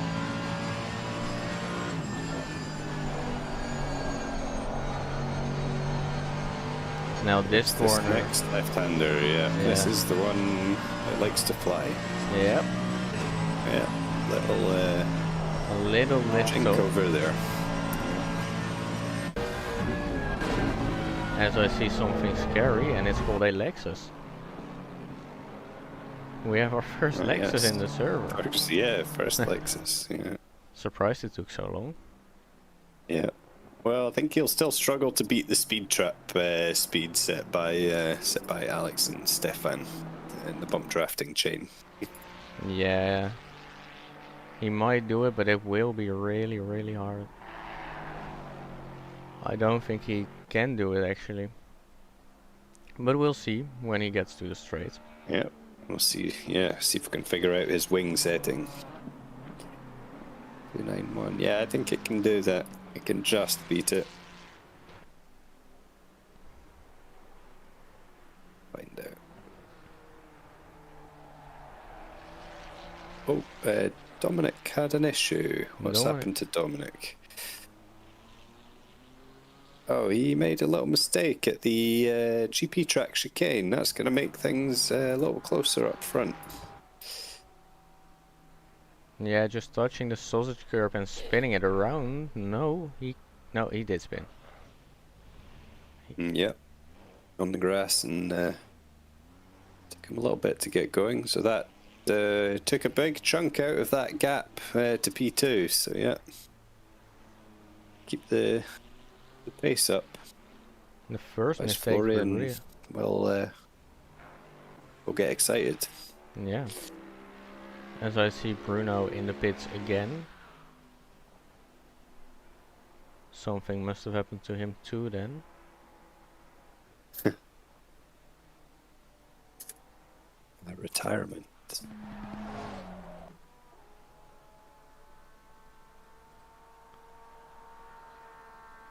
Yeah, it looks like he did return to the garage because his stop time is exactly the same as his pit time. So maybe a big moment for him.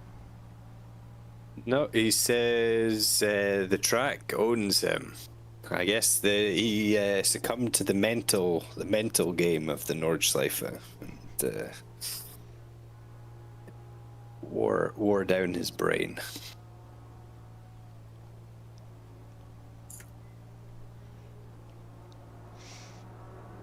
Yeah, it's a mental challenge, this track. It is. Especially if you've had some moments to then keep focused, keep concentrated and not get too frustrated. Can be really hard sometimes. And possibly this length of race especially difficult as well, because whilst it's a long race, it's a long time to concentrate for. If you end up with a big gap in front of you, it's tough to keep putting in the fast laps to try and close that gap down. If it's a tough mental game to stick at it when you don't have enough time to catch up, or enough time for the people in front of you to maybe make a mistake. It's a big challenge of endurance racing. Yes, it is. Especially if you're doing it solo. Like if you're in a team, you still have the thought in mind of not letting down your teammates because they've also done some really hard work. But if you're solo, it's all up to you, which can make it even harder mentally. Absolutely, yeah.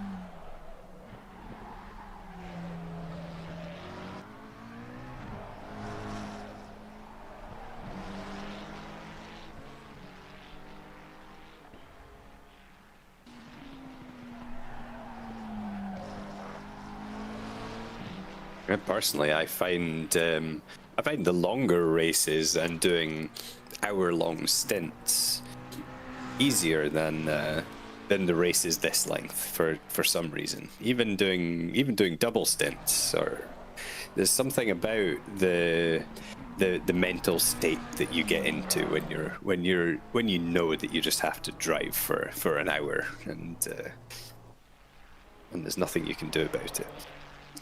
Like you say, that might be because of the driver swapping. You know, you're part of a team. You have to do your bit, keep the car in one piece, keep it as high up the standings as possible.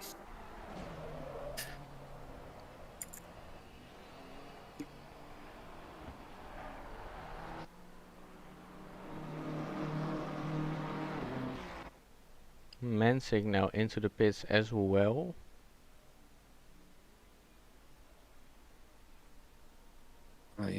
That is also a return to garage, it seems like. Yeah, he doesn't look to have too much damage.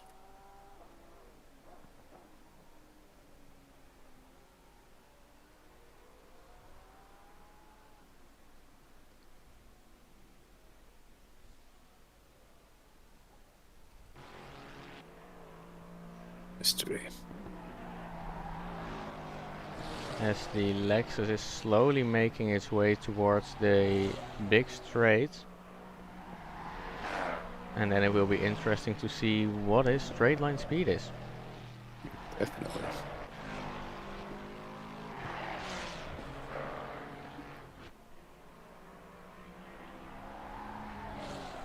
Brown doing a good job of chasing down Dominic, not closing the gap too quickly, but I bet that was Dominic's mistake. There was a motivation boost. As David Young has just had a big crash. Oh no. And an unfortunate... He was catching as well. He got to 4 seconds gap as well. He was closing down on P3. Just too wide on the exit of the corner, going into the grass a little bit and just spinning it around. And the worst part for him is it was YouTube corner, so he will be on YouTube in the coming days. Oh dear. Yeah, we'll look out for that one.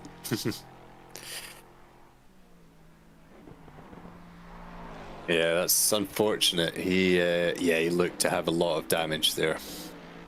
Yeah, that's probably race over. Yeah, he is. Yeah, he is gone. Unfortunately, what a shame to go 85 minutes into a race before retiring. That's really unfortunate for him.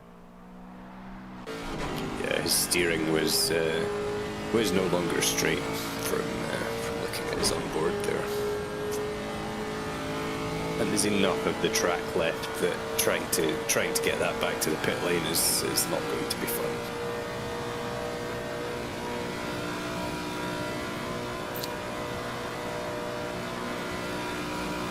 On board with the Lexus. Let's see what his straight line speed will be at the end of the straight.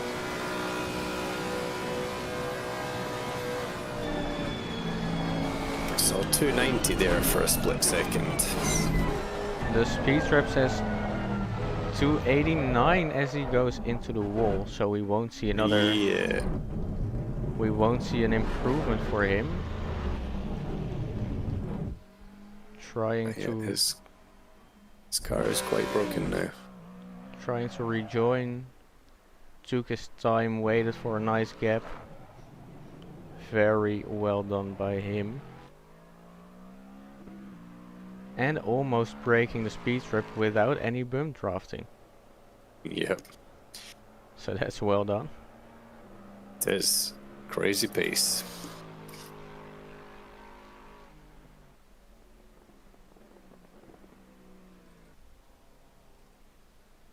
As I see Alex with a lot of damage going into pit lane. Oh yeah, he has some suspension damage too. Oh yes, his wheel is far from straight, it seems like. Let's find out what happened to Alex.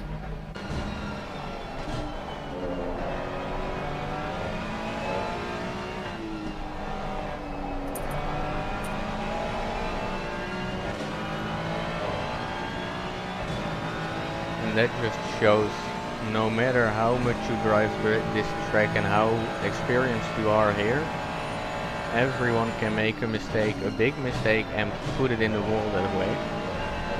Yep.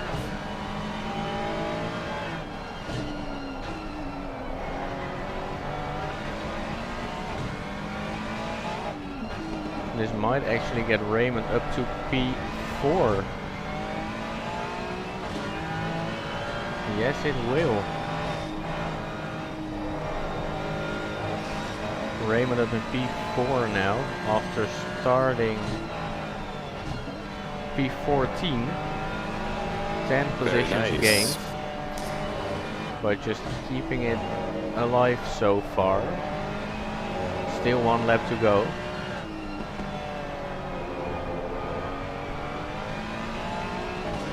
Yeah, maybe not the most exciting race, but great position so far with 1 lap to go, 2 laps to go. 1 lap to go. Dominic. So Alex's mistake was just catching the grass on the outside of the fast right-hander before mini carousel. Ooh. And just pulled him into the wall. I'm guessing that's he had a bit of front damage already, and that can, in this game at least, and I guess perhaps in real life, if the bumper is damaged already, the second impact can cause real problems for suspension, and that sets your steering off center, which just suddenly makes it incredibly difficult to drive the car. So at least that's near the end of the lap, so he managed to get it back to the pit lane, but yeah, lost that position at least. Where he ends up. As I've just taken a look at the biggest winners of this race so far, we have Vexal Santos and Philippe Montes both gaining 20 positions according to race control. Interesting, yeah. Yeah, just keeping it alive, I guess. Yeah, I don't think we've seen them do anything particularly spectacular. But yeah, on Montez is on 9 laps, so one lap behind the lead cars. And just at Foxhole.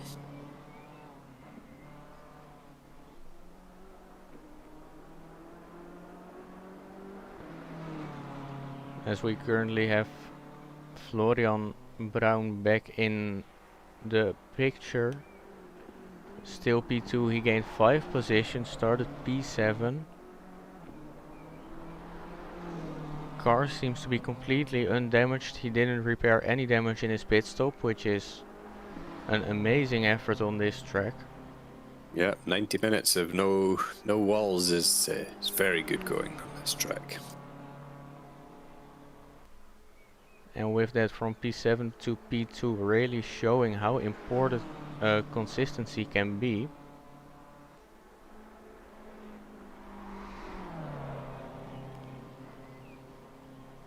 Really impressive driving from him. And only 11 seconds behind Dominic, so Dominic is struggling. Yeah, so Dominic made that mistake on the GP circuit last lap and did an 8 minutes 32. Brown did an 8 minutes 20. So gained a lot in the last lap, and I think he's pushing. I think he's still going for it. He certainly is, yeah. 10 seconds in half a lap is it's a big ask, but nothing is impossible in this circuit. Even Dominic making a mistake is it's a good example of that.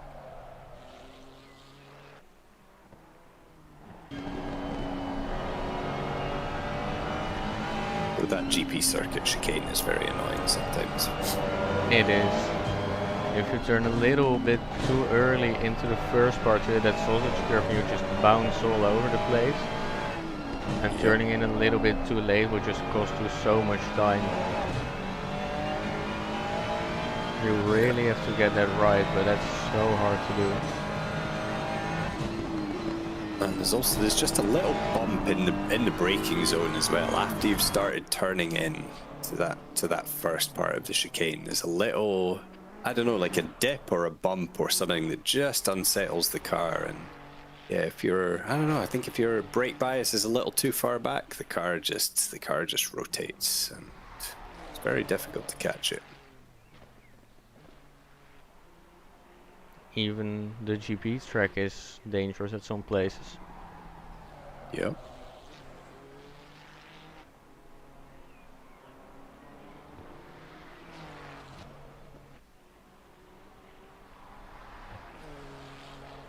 Either Dominic is relaxing or Brown is pushing. It is one of the two.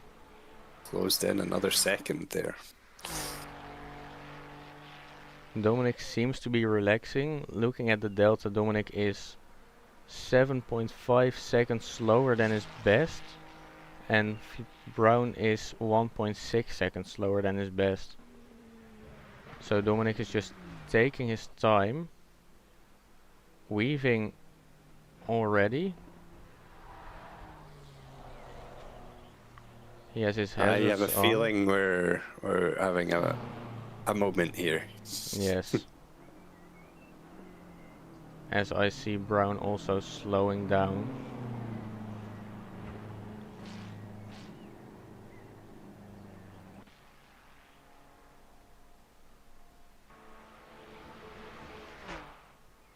I might know where this is going. Yes, I have a very good idea where this is going, which was not choreographed. No. But a beautiful sign of respect as they let Clarence through in the last few corners so that he can win this race with the number 12 car, the car which used to belong to Claire. That's a great sign of respect. Beautiful little tribute. That's really beautiful to see. Yeah.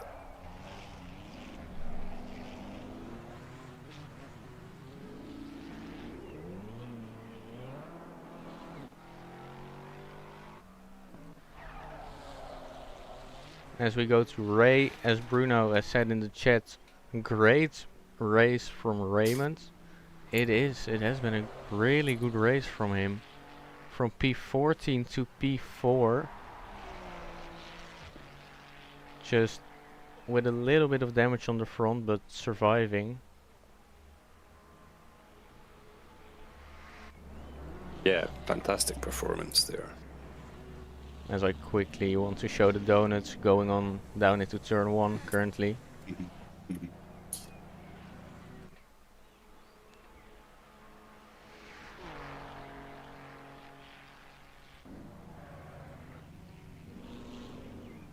And they seem to be lining up for something. Lining up for some sort of screenshot, maybe. Yeah, screenshot with all the liveries on show. That's a nice way to end the race. It is. Ray coming out of the final corners across the line, P4. Amazingly done by him. Flashing his lights, obviously very happy with it. Yep, very good. Our fearless leader making it to the end of a longer race. After the first race that we broadcasted last week, he told us that he couldn't wait to F it all up on stream. He did not do that this time. No, the broadcaster's curse escaped him this time. Alex, P5 after some unfortunate crashes. I don't know if you saw that on the stream, but that was some fantastic reverse parking. It was, yeah. Ray just managed there as well. Really impressive.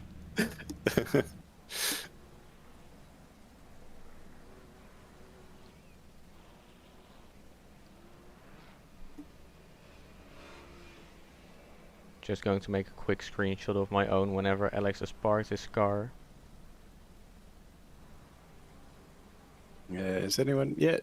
Car number 7, just about to finish the race. I think some laps behind, but he's here. He made it.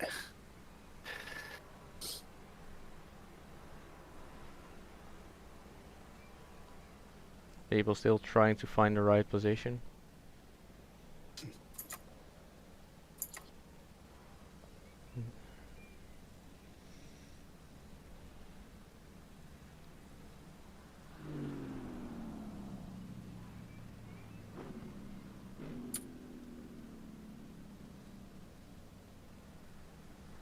There we go. I got a nice screenshot of that. Car number 7 still trying to park his car. Let's make another one.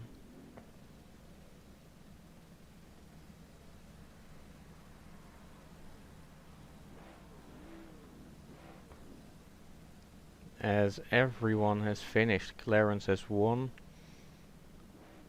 Dominic 2nd, Brown 3rd, Raymond 4th, Alex 5th, Santos finished in 6th, Montes 7th. We have Carl in 8th, and then we are missing P9. We have Mensik in P10. As there is still a Porsche trying to form up with this excellent group. Oh, yes. Yeah.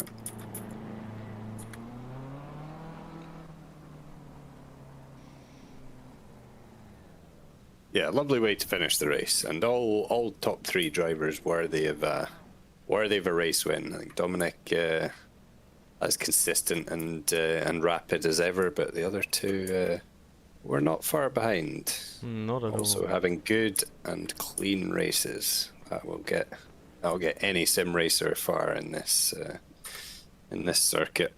Yep. Oh.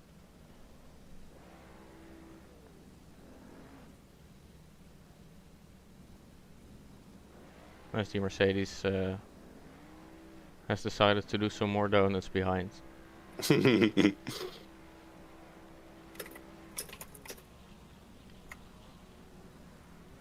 I think that is the moment to end the stream for today. Thanks everyone for watching. Indeed. I hope everyone enjoyed today's race, and yeah, see you all next time. Goodbye. Bye bye everyone.